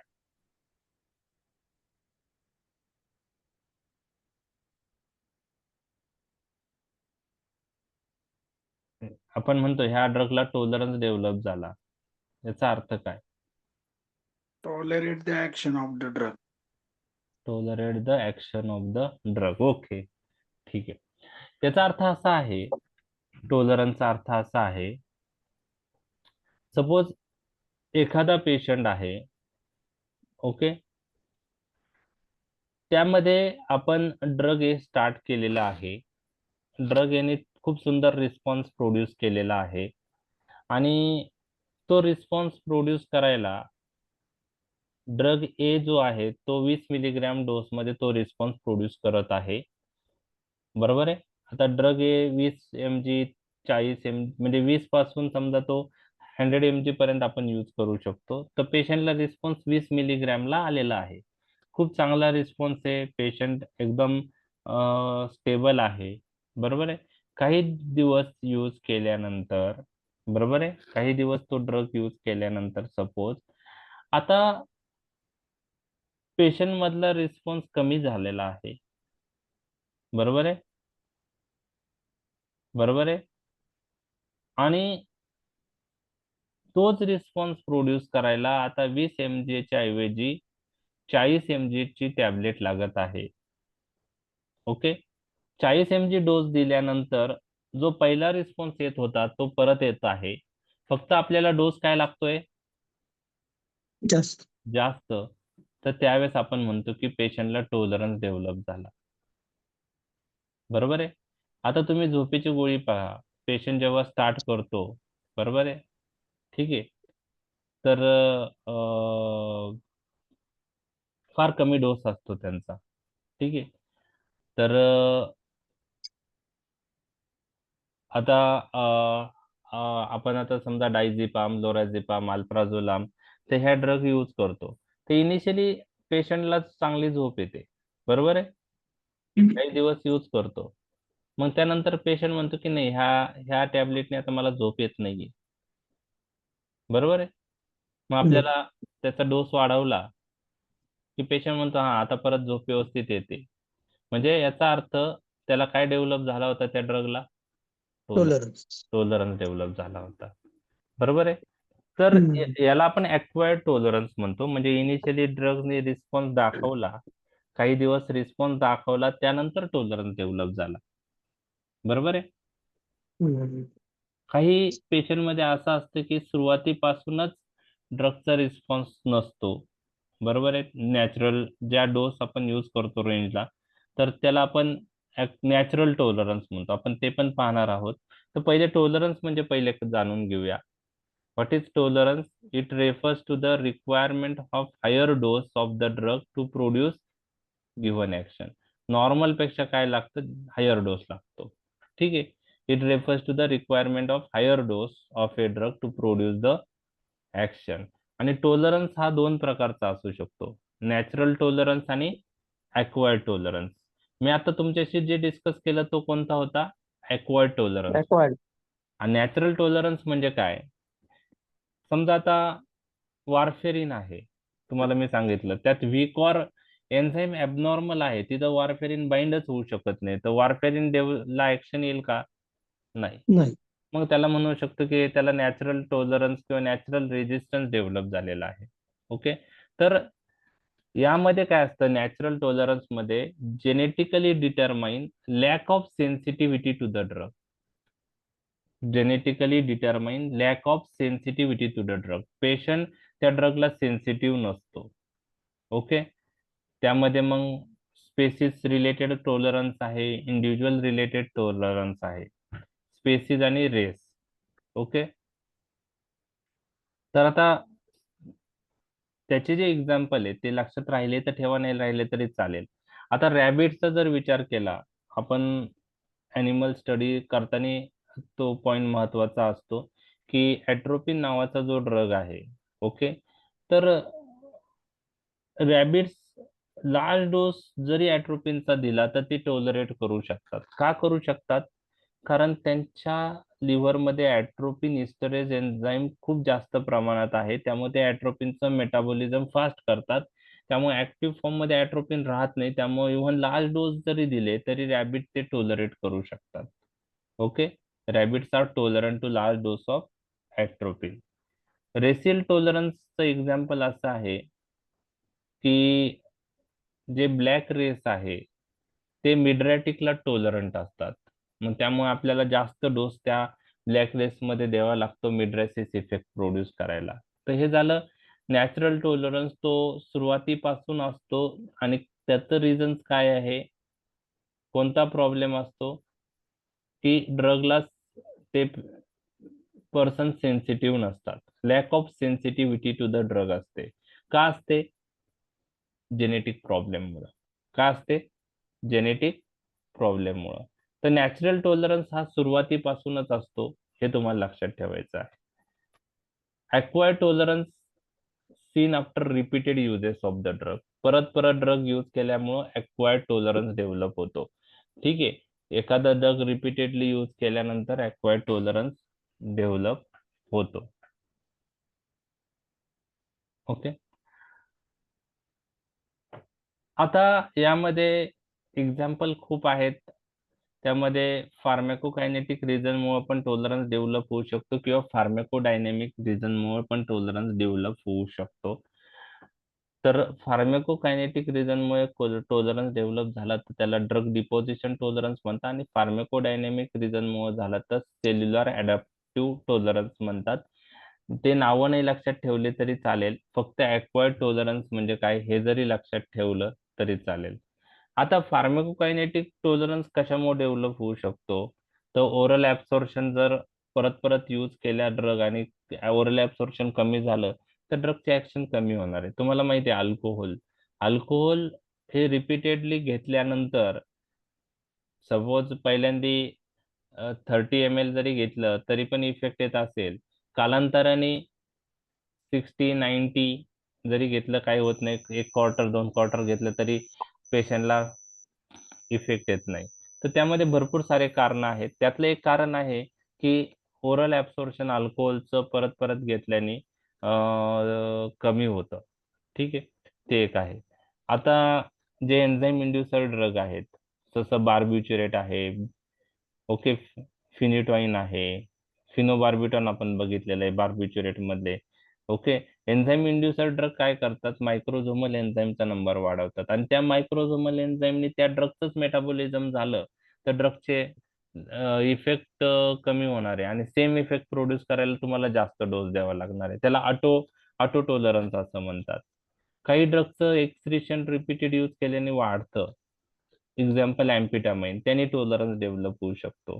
तर हे झाले फार्मॅकोकायनेटिक टॉलरन्सचे एक्झाम्पल. एक ऍब्सॉर्प्शनशी रिलेटेड आहे, त्यात अल्कोहोलचं ऍब्सॉर्प्शन कमी झाल्यामुळे टॉलरन्स डेव्हलप होऊ शकतो. एक मेटाबॉलिझमशी रिलेटेड आहे, फिनोबार्बिटॉन म्हणजे बार्बिच्युरेटचं मेटाबॉलिझम वाढू शकतं एन्झाईम इंडक्शन प्रॉपर्टीमुळं आणि त्याचं मेटाबॉलिझम स्वतःच वाढतं आणि त्याच्यामुळं त्याचा रिस्पॉन्स जो आहे तो कमी होऊ शकतो आणि सेम रिस्पॉन्स यायला जास्त डोस लागतो.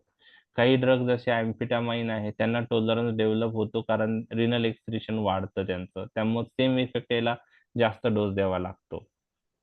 ओके, आता फार्मॅकोडायनॅमिक टॉलरन्स मध्ये अजून एक 2 मार्कला तुम्हाला क्वेश्चन विचारला जाऊ शकतो, ते मी तुमच्याशी डिस्कस करत आहे की रिपीटेड ड्रग यूज केल्यानंतर ड्रगचं रिस्पॉन्स कमी होण्यामागचं फार्मॅकोडायनॅमिक पॉइंट ऑफ व्ह्यू काय कारण आहे.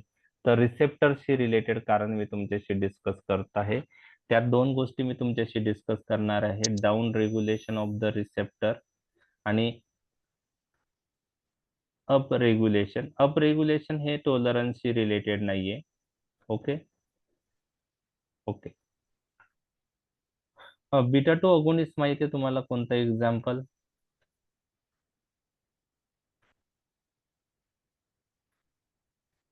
साल्ब्युटामॉल ऐकलंय? येस. साल्ब्युटामॉल काय करतं किंवा अगोनिस्ट म्हणजे काय ते तुम्हाला माहिती आहे. आता फार्मॅकोडायनेमिक मध्ये आपण अगोनिस्ट डिस्कस केले होते पहा. अगोनिस्ट म्हणजे कोणते ड्रग असतात, असे ड्रग की जे जाऊन रिसेप्टरला बाइंड होतील आणि एंडोजिनस फिजिओलॉजिकल सिग्नलिंग मॉलिक्यूल सारखे ऍक्शन्स प्रोड्यूस करतील, त्याला आपण अगोनिस्ट म्हणतो. बरोबर आहे ना? अगोनिस्ट म्हणजे काय की जे ड्रग रिसेप्टरला जाऊन ऍक्ट होतात, रिसेप्टरवर जाऊन बाइंड होतात आणि आपल्या शरीरात जो एंडोजिनस मॉलिक्यूल त्या रिसेप्टरवर ऍक्ट होऊन जे कार्य करत असतो तसंच कार्य हे ड्रग करतात. लक्षात आलं? आता बीटा 2 अगोनिस्ट ड्रग तुम्हाला माहिती आहे साल्ब्युटामॉल, बरोबर? साल्ब्युटामॉल दिल्याने काय होतं, तो बीटा 2 रिसेप्टरवर जातो स्मूथ मसल्स ऑफ द ब्रोंकायवर आणि तो तिथं अगोनिस्ट म्हणून कार्य करतो. नॉर्मली तिथं आपल्या शरीरामधला कोणता सबस्टन्स ऍक्ट होत असतो, ऍड्रेनालिन. ओके, आणि तो स्मूथ मसल रिलॅक्स करून ब्रोंकोडायलेटेशन करत असतो. ऍड्रेनालिन ड्रग पण आहे तसं तो आपल्या शरीरात पण रिलीज होतो. तर साल्ब्युटामॉल जाऊन काय करतो, बीटा 2 रिसेप्टरला बाइंड होतो आणि अगोनिस्ट म्हणून बाइंड होतो, स्मूथ मसल रिलॅक्स करतो आणि ब्रोंको डायलेटेशन. आता तुम्ही परत परत परत रोज साल्ब्युटामॉल देताय, त्या रिसेप्टरवर साल्ब्युटामॉल रोज जाऊन बाइंड होतोय. त्यामुळं काय होतं, ज्यावेळेस आपण अगोनिस्ट परत परत देतो आणि तो अगोनिस्ट रिसेप्टरला जाऊन बाइंड होतो, तर त्या रिसेप्टरला रोज तो ड्रग बाइंड होतोय, त्यांची इंटरॅक्शन होतीये, बरोबर आहे? तर त्यामुळं काय होतं, रिसेप्टरची सेन्सिटिव्हिटी त्या ड्रगला कमी होत चालते. रिसेप्टरची सेन्सिटिव्हिटी काय होते त्या ड्रगला? कमी. कमी होते. म्हणजे ते रिसेप्टरला वाटतं हा रोज रोज येऊन बाइंड होतोय, त्यामुळे तो रिस्पॉन्स जो पाहिजे तो ड्रगचा नंतर येणार नाही. रिसेप्टरची सेन्सिटिव्हिटी काय होते? कमी होते. कमी. त्याला आपण down regulation of the receptor म्हणतो. त्याला काय म्हणतो आपण? Down regulation of the receptor. म्हणजे down regulation of the receptor concept कधी दिसतो? अगोनिस्ट यूज केल्यावर का अँटागोनिस्ट यूज केल्यावर? Agonist. अगोनिस्ट. रिपीटेड यूज केल्यानंतर सेन्सिटिव्हिटी कमी होते. सेन्सिटिव्हिटी कमी झाली तर ड्रगचा रिस्पॉन्स काय होईल? कमी होईल. कमी होईल. मग तुम्हाला सेम रिस्पॉन्स करायला मग तुम्हाला साल्बिटामॉलचा डोस वाढवणं गरजेचं आहे. लक्षात हो. आलं? हम्म. तर हे त्याला down regulation of the receptor म्हणतात. हे फार्मेकोडायनेमिक टॉलरन्सचे एक्झाम्पल आहे. लक्षात आलं? ओके. Yes. त्यानंतर आता up regulation of the receptor काय असतं? अप रेग्युलेशन कशा बरोबर दिसतं? ओके. डाऊन रेग्युलेशन मध्ये रिसेप्टरची सेन्सिटिव्हिटी अगोनिस्टला काय झालेली असते? कमी. कमी. कमी झालेली असते. बरोबर आहे. आता up regulation of the receptor काय आहे? यामध्ये आपण काय करतो? यामध्ये कधी दिसतं ते? आपण अँटागोनिस्ट रिपीटेडली यूज केल्यानंतर ते दिसतं. समजा आता ऍटिनोलॉल नावाचा ड्रग आहे, बरोबर आहे? ऐकलं ऍटिनोलॉल? Yes. कुठे यूज होतो तो? हायपरटेन्शन. Hypertension. तर तो काय करतो? ऍटिनोलॉल हा बीटा ब्लॉकर आहे, तुम्हाला सर्वांना माहिती आहे. हम्म. तर तो काय करतो? बीटा 1 रिसेप्टर ब्लॉक करतो. कार्डिओ सिलेक्टिव्ह बीटा ब्लॉकर आहे बीटा 1 रिसेप्टर हार्टवरचे, आणि कार्डियक आउटपुट कमी करतो. काय कमी करतो? Cardiac output. आणि ब्लड प्रेशर त्याने कमी होतं. त्याचप्रमाणे बीटा 1 रिसेप्टर किडनीवरचे जॅक्स्ट्राग्लोमेरुलर सेलवरचे ब्लॉक होऊन रेनिन रिलीज कमी होतं. त्याने सोडियम वॉटर रिटेन्शन होत नाही आणि ब्लड प्रेशर कमी होतं. म्हणजे बीटा ब्लॉकर्स ऍटिनोलॉल कोणते रिसेप्टर ब्लॉक करतात? बीटा 1 रिसेप्टर ब्लॉक करतात. अँटागोनिस्ट आहे. अँटागोनिस्ट काय करतात? कोणाची ऍक्शन प्रिव्हेंट करतात?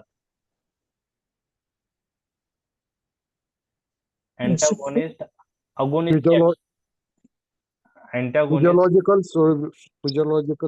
येस फिजियोलॉजिकल सिग्नलिंग मॉलिक्युलची ऍक्शन ब्लॉक करतात. Very good, excellent. तर त्यामुळं काय होतं? बीटा 1 रिसेप्टर ब्लॉक झाल्यामुळं हे फिजियोलॉजिकल सिग्नलिंग मॉलिक्युल तिथं बीटा 1 रिसेप्टरवर अगोनिस्ट म्हणून कार्य करत होता, त्याची ऍक्शन ब्लॉक झाली. बरोबर आहे? तिथं नॉर्मली काय ऍक्ट होत होतं? ऍड्रेनालिन बीटा 1 रिसेप्टरवर, आणि तो ऍड्रेनालिन कार्डियक आउटपुट वाढत होता. सिम्पॅथेटिक सिस्टीम मधून रिलीज झालेला नॉर ऍड्रेनालिन तिथं ऍक्ट होत होता, तो कार्डियक आउटपुट वाढवायचा. ते आता ती ऍक्शन ब्लॉक झाल्यामुळे कार्डियक आउटपुट कमी झालेला आहे आणि ब्लड प्रेशर कंट्रोल झालेला आहे. म्हणजेच काय? अँटागोनिस्ट जेव्हा आपण यूज करतो त्यावेळेस रिसेप्टर ब्लॉक होतात, बरोबर? मग रिसेप्टरवर कोण ऍक्ट नाही होऊ शकत? फिजियोलॉजिकल सिग्नलिंग मॉलिक्युल ऍक्ट होऊ शकत नाही. फिजियोलॉजिकल सिग्नलिंग मॉलिक्युल अगोनिस्ट म्हणलं तरी चालू शकतं, अगोनिस्ट पण तिथं बाइंड होऊ शकत नाही, कारण ते रिसेप्टर कोणी ब्लॉक केलेत? अँटागोनिस्टने. बरोबर आहे? म्हणजे रिसेप्टरचा कॉन्टॅक्ट कशाशी होत नाही? फिजियोलॉजिकल सिग्नलिंग मॉलिक्युल किंवा अगोनिस्टचे होत नाही. बरोबर आहे? आणि खूप दिवस हे ब्लॉकर्स यूज केल्यानंतर काय होतं की हे अँटागोनिस्ट रोज रोज रोज दिले, 2 वर्ष कंटिन्यू यूज केल्यामुळं रिसेप्टरला तिथं काय बाइंड होत नाही? फिजियोलॉजिकल सिग्नलिंग मॉलिक्युल बाइंड होत नाहीये, अगोनिस्ट बाइंड होत नाहीये, आणि ते बाइंड न झाल्यामुळं त्यांची इंटरॅक्शन होत नसल्यामुळं रिसेप्टरला त्यांची ओढ लागते. रिसेप्टरची सेन्सिटिव्हिटी अगोनिस्ट किंवा फिजियोलॉजिकल सिग्नलिंग मॉलिक्युलला काय होते? वाढते. लक्षात आलं? कारण रिसेप्टर खूप दिवस अँटागोनिस्ट यूज केल्यामुळं फिजियोलॉजिकल सिग्नलिंग मॉलिक्युल किंवा अगोनिस्टच्या कॉन्टॅक्ट मध्येच आलेला नाहीये, त्यामुळे रिसेप्टरची सेन्सिटिव्हिटी त्यांना काय होते? वाढते. वाढते. आणि असा त्याला आपण up regulation of the receptor म्हणतो. काय म्हणतो? Up regulation of the receptor. म्हणजे डाऊन रेग्युलेशन मध्ये रिसेप्टरची सेन्सिटिव्हिटी अगोनिस्टला कमी होते. का होते? रिपीटेड अगोनिस्ट यूज केल्यामुळं. बरोबर आहे. अप रेग्युलेशन ऑफ रिसेप्टर मध्ये रिसेप्टरची सेन्सिटिव्हिटी फिजिओलॉजिकल सिग्नलिंग मॉलिक्यूल किंवा अगोनिस्टला वाढते. का वाढते? रिपीटेड काय यूज केल्यामुळं? अँटॅगोनिस्ट यूज केल्यामुळे. त्याला up regulation of the receptor म्हणतात. आणि अशा पेशंट मध्ये 2 वर्ष जर बीटा ब्लॉकर यूज केलेला आहे आणि सडनली त्या पेशंटनी बीटा ब्लॉकर बंद केले, तर मग रिसेप्टर ब्लॉक नाही होणार आता. आणि सेन्सिटिव्हिटी फिजिओलॉजिकल सिग्नलिंग मॉलिक्यूलला वाढलेली आहे. म्हणजे तिथं नॉरएड्रेनालिन ऍड्रेनालिन शरीरामधून जे रिलीज होतात ते जास्त ऍक्ट होणार ना पॉवरफुली. आणि त्या पेशंट मध्ये काय होईल मग? सडनली बीटा ब्लॉकर स्टॉप केले तर? म्हणजे 2 वर्ष यूज केले आणि त्यांनी सडनली बीटा ब्लॉकर हायपरटेन्शन साठी यूज करत होता, बीपी कंट्रोल होता, सडनली 2 वर्ष नंतर बंद केले बीटा ब्लॉकर, ॲड्रेनालिनचे ऍक्शन वाढेल. काय होईल? पेशंटचं ब्लड प्रेशर वाढेल. वाढेल. सडन इव्हन हायपरटेन्सिव्ह क्रायसिस होऊ शकतं. ब्लड प्रेशर इतकं वाढतं जे 180 200 220 पर्यंत सिस्टोलिक जातं आणि त्यामुळं सेरेब्रल हिमोरेज पण होऊ शकतं. मग बीटा ब्लॉकर देताना तुम्ही ऍडवाइस काय करणार पेशंटला? कायमचं घ्यावं लागेल. कायमचं घ्यावा लागेल. सडनली थांबवायचं नाही डॉक्टरांच्या सल्ल्याशिवाय. ठीक आहे, लक्षात आलं?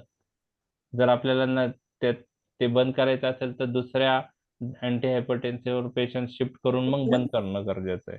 ठीक आहे, तर दुसरे अँटी हायपरटेन्सिव्ह ऍड. त्याला म्हणजे अप रेग्युलेशन आणि डाऊन रेग्युलेशन हे 2 कन्सेप्ट लक्षात आले तुमच्या? ठीक आहे. आता एक लक्षात घ्या,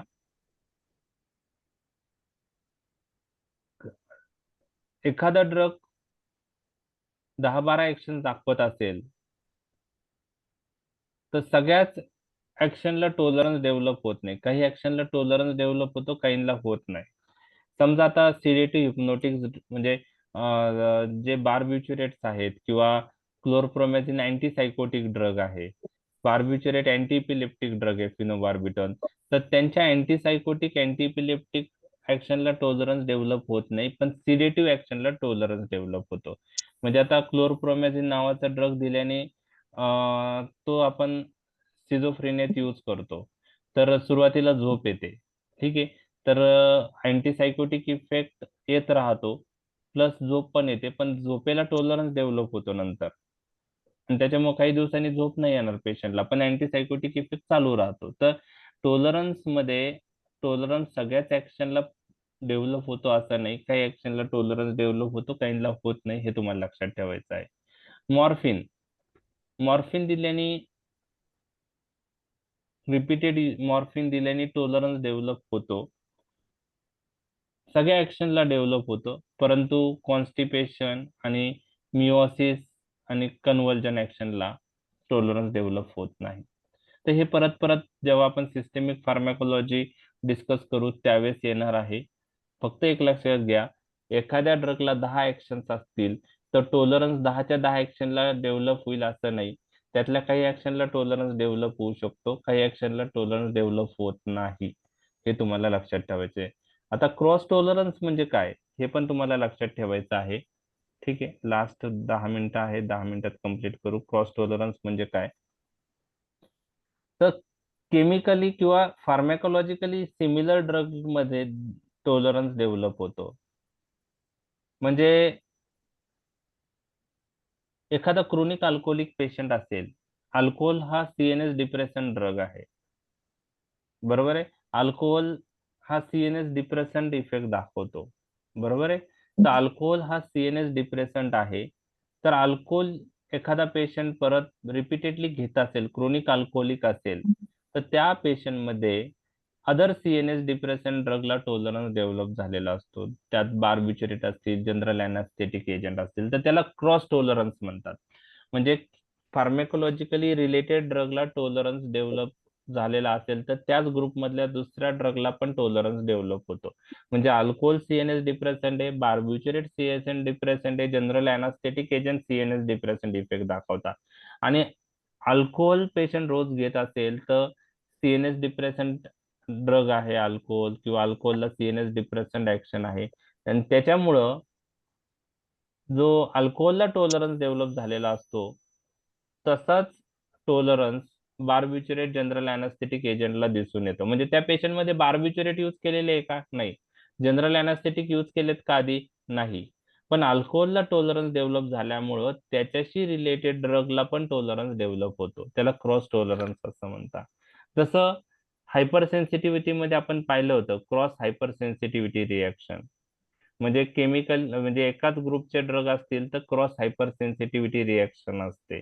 पेनिसिलिनला ॲलर्जी असेल तर सिफेलोस्पोरिनला असू शकते. बरोबर आहे. सल्फा ड्रग मध्ये एका सल्फा ड्रगला ॲलर्जी असेल तर दुसऱ्या सल्फा ड्रगला ॲलर्जी असू शकते. त्याला क्रॉस हायपर सेन्सिटिव्हिटी रिएक्शन म्हणतात. तसंच क्रॉस टॉलरन्स आहे. आता लास्ट पार्ट 5 मिनिटं आहे टॅकीफायलेक्सिस. टॅकीफायलेक्सिस म्हणजे पण टॉलरन्स, पण टॅकीफायलेक्सिस मध्ये एक वर्ड ऍड करायचा आहे तुम्हाला. टॅकीफायलेक्सिस म्हणजे रॅपिड डेव्हलपमेंट ऑफ टॉलरन्स. काय? Rapid development of tolerance. म्हणजे टॅकीफायलेक्सिस तुम्हाला जर कोणी विचारलं तर हे एवढं जरी तुम्ही म्हणलं तरी मोर दॅन इनफ आहे. Rapid development of tolerance Wien doses of the drug repeated in quick succession resulting in marked reduction in the response. म्हणजे एखादा ड्रग क्विक सक्सेशन मध्ये रिपीट केल्यामुळं त्या ड्रगचा रिस्पॉन्स कमी होतो आणि टॉलरन्स डेव्हलप होतो रॅपिडली. त्याला आपण टॅकीफायलेक्सिस म्हणतो. लक्षात आलं तुमच्या? टॅकीफायलेक्सिस म्हणजे काय? Rapid development of tolerance. Rapid development of tolerance कधी होतो? जर एखादा ड्रग रिपीटेडली आपण क्विक सक्सेशन मध्ये दिला आणि त्यामुळे ड्रगचा रिस्पॉन्स कमी झाला आणि सेम रिस्पॉन्स प्रोड्यूस करायला आता जास्त डोस लागतोय तर त्याला आपण टॉलरन्स डेव्हलप झालेला असतो. तर त्याला आपण टॅकीफायलेक्सिस असं म्हणतो. रॅपिड डेव्हलपमेंट ऑफ टॉलरन्स कधी होईल हा? जर आपण ड्रग क्विक सक्सेशन मध्ये रिपीटेड दिलं तर होतो. जनरली टॅकीफायलेक्सिस कोणत्या ड्रग बरोबर दिसून येतं असं जर तुम्हाला विचारलं तर त्यामध्ये तुम्हाला इफिड्रिन, टायरॅमाइन हे नावं लक्षात ठेवायचे आहे. MCQ साठी पण येऊ शकतो. टॅकीफायलेक्सिस सीन विथ इफिड्रिन, टायरॅमाइन. लक्षात आलं का तुमच्या? हो. आता त्याचं रिझन काय आहे टॅकीफायलेक्सिसचं? Repeated development of rapid development of टॉलरन्सचं क्विक सक्सेशन मध्ये रिपीट केल्यामुळं ते होतं. तर down regulation of the receptor एक रिझन लक्षात ठेवायचं तुम्हाला. काय होतं? Down regulation of the receptor. रिसेप्टरची सेन्सिटिव्हिटी कमी होते. बरोबर आहे? लक्षात आलं? किंवा दुसरं रिझन आहे due to decrease level of endogenous substance. आता हा टायरॅमाइन जो ड्रग आहे हा टायरॅमाइन ड्रग इनडायरेक्टली ऍक्टिंग आहे. तो आपल्या शरीरामधून नॉरइपिनेफ्रिनचं रिलीज वाढवतो. आता टायरॅमाइन आपण रिपीटेडली दिला. बरोबर आहे. आता टायरॅमाइन बद्दल तुमच्याशी मी डिस्कस करतोय. त्याला डेव्हलपमेंट ऑफ टॉलरन्स दिसून येतो. तर टायरॅमाइनला टॉलरन्स कसा डेव्हलप होतो हे मी तुमच्याशी 2 मिनिटात सांगतोय. टायरॅमाइन हा इनडायरेक्टली ऍक्टिंग ड्रग आहे. ओके. आपण ANS मध्ये इनडायरेक्टली सिम्पॅथोमायमेटिक मध्ये टायरॅमाइन नावाचा ड्रग आहे. तुम्ही तो ऐकला नसेल कारण तो जास्त क्लिनिकल प्रॅक्टिस मध्ये यूज होत नाही. तर टायरॅमाइन नावाचा जो ड्रग आहे ना हा स्वतः जाऊन अल्फा आणि बीटा रिसेप्टरवर ऍक्ट होत नाही. सिम्पॅथोमायमेटिक ड्रग आहे पण स्वतः जाऊन अल्फा आणि बीटा रिसेप्टरवर ऍक्ट होत नाही. तो काय करतो? ब्रेन शरीरात जातो, ब्रेन मध्ये जातो, त्यानंतर सिम्पॅथेटिक नर्वस सिस्टीम मधले हे प्रीसिनॅप्टिक न्यूरॉन आहे, हे पोस्ट सिनॅप्टिक न्यूरॉन आहे. तर प्रीसिनॅप्टिक न्यूरॉन मध्ये नॉरइपिनेफ्रिन सिनॅप्टिक व्हेसिकल मध्ये स्टोअर असतो नॉरइपिनेफ्रिन. ओके, हा टायरामिन काय करतो, प्रीसिनॅप्टिक न्यूरॉन मध्ये जातो आणि ह्या नॉरइपिनेफ्रिनचा रिलीज वाढवतो. आणि मग हा नॉरइपिनेफ्रिन अल्फा आणि बीटा रिसेप्टरवर ऍक्ट होऊन ऍक्शन प्रोड्यूस करतो. म्हणजे थोडक्यात काय, टायरामिनच्या ऍक्शन साठी कशाची गरज आहे आपल्या शरीरामध्ये, कोणत्या सबस्टन्सची गरज आहे? नॉरएपिनेफ्रिन. नॉरइपिनेफ्रिन. बरोबर आहे. टायरामिन दिला तुम्ही, नॉरइपिनेफ्रिन रिलीज झाला, ऍक्शन आली. बरोबर आहे. परत दिला, नॉरइपिनेफ्रिन रिलीज होईल, ऍक्शन येईल. रिपीटेडली द्या, नॉरइपिनेफ्रिन रिलीज होऊन ऍक्शन होत राहील. पण ह्या वेसिकल मध्ये नॉरइपिनेफ्रिन जोपर्यंत तोपर्यंत तो रिलीज होईल, पण तो त्याची लेवल कमी झाली किंवा त्याचं स्टोअर संपला तर नॉरइपिनेफ्रिन रिलीज व्हायला आहे का? नाही. तो सिंथेसिस होईल, मग रिलीज होईल. बरोबर आहे. म्हणजे रिपीटेडली यूज केल्यामुळं एंडोजिनस नॉरइपिनेफ्रिनचं डिप्लेशन झाले स्टोअरचं, तर नॉरइपिनेफ्रिन रिलीज व्हायला नाहीये, तर टायरामिन परत देऊन त्याची ऍक्शन येईल का? मग जर नॉरइपिनेफ्रिनचा स्टोअर संपलाय वेसिकल मधला, तर टायरामिन देऊन टायरामिनची ऍक्शन येईल का? मग नाही. नाही येणार, कारण त्याच्यासाठी जो लागतोय नॉरइपिनेफ्रिन रिलीज होण्याला तोच नाहीये आता, आणि त्यामुळे त्याची ऍक्शन नाही आली तर आपण काय म्हणू शकतो, टॉलरन्स डेव्हलप झाला त्याला. ठीक आहे, तर रॅपिड डेव्हलपमेंट ऑफ टॉलरन्स त्या टायरामिन मुळे. तर तुम्ही टायरामिन रिपीटेड द्या तर रिस्पॉन्स कमी होतो टायरामिनचा, आणि त्याला मग टॉलरन्स डेव्हलप होतो. त्याला आपण टॅकीफायलॅक्सिस असं म्हणतो. म्हणजे tachyphylaxis is equal to rapid development of tolerance seen with tyramine. एवढं जरी लक्षात ठेवलं तरी मोर दॅन. अजून एक ड्रग इफिड्रिन का दिसतो? Due to down regulation of the receptor, एक कारण. दुसरं कारण due to depletion of endogenous substance storage. लक्षात आलं? म्हणजे तुम्हाला टॅकीफायलॅक्सिस म्हणजे काय ते सांगितलं. ड्रग कोणते टॅकीफायलॅक्सिस दाखवतात ते जर विचारले तर टायरामाइन, इफिड्रिन हे दोन ड्रग पण लक्षात ठेवायचे. आणि तिसरं कारण विचारलं तर down regulation of the receptor and due to depletion of endogenous storage of the neurotransmitter. लक्षात आलं? समजलंय? येस. हो सर. तर टॅकीफायलॅक्सिस तुम्ही करा, प्लॅसिबो तुम्ही करा 2 मार्कला, नॉसिबो तुम्ही वाचून घ्या. ठीक आहे, तर त्या गोष्टी 2 मार्कला आतापर्यंत विचारलेला आहे. MgSO4चं वेगवेगळ्या रूटने कसा रिस्पॉन्स चेंज होतो तो एकदा विचारलेला आहे. ठीक आहे, तर आपलं फॅक्टर्स मॉडिफाईंग ड्रग ऍक्शन संपला आहे. आता आपण ANS टॉपिक कडे उद्यापासून वळणार आहे. ANSचं जे टॉपिक आहेत ते कन्सेप्च्युअल आहे, त्यामुळे तुम्हाला प्रत्येक लेक्चर तुम्हाला ते अटेंड करावं लागेल. जर नसेल केलं तर त्याचा व्हिडिओ तुम्ही पाहून जो पाठवला जाईल तो पाहून तुम्ही तो नेक्स्ट लेक्चर अटेंड करा, जेणेकरून सिक्वेन्स राहील. जर तुम्ही 2-3 दिवस नाही केलं मग आले तर तुम्हाला ते समजणार नाही. तुम्हाला एक पार्ट दुसऱ्या पार्टवर डिपेंड आहे, मॅथमॅटिक्स सारखं आहे. त्यामुळे ANS समजलं तर खूप सोपं आहे, नाही समजलं तर खूप अवघड आहे. आणि ANS वर जर क्वेश्चन आले तर ते अटेम्प्ट करणं डिफिकल्ट जातं, कारण त्यातले काही टॉपिक्स असे आहेत की त्याचे ड्रग्स तुम्हाला डिटेलमध्ये नाही माहीत. ठीक आहे, त्याचे युजेस क्लिक होत नाही. तर आपण त्या दृष्टीने ते प्रिपेअर करणार आहोत, कन्सेप्ट पहिले चांगल्या प्रकारे क्लिअर करणार आहोत. ठीक आहे, तर उद्या आपण 10 वाजता घेऊया. Thank you. Thank you. Good night. Good night. Good night. Nine. Good night.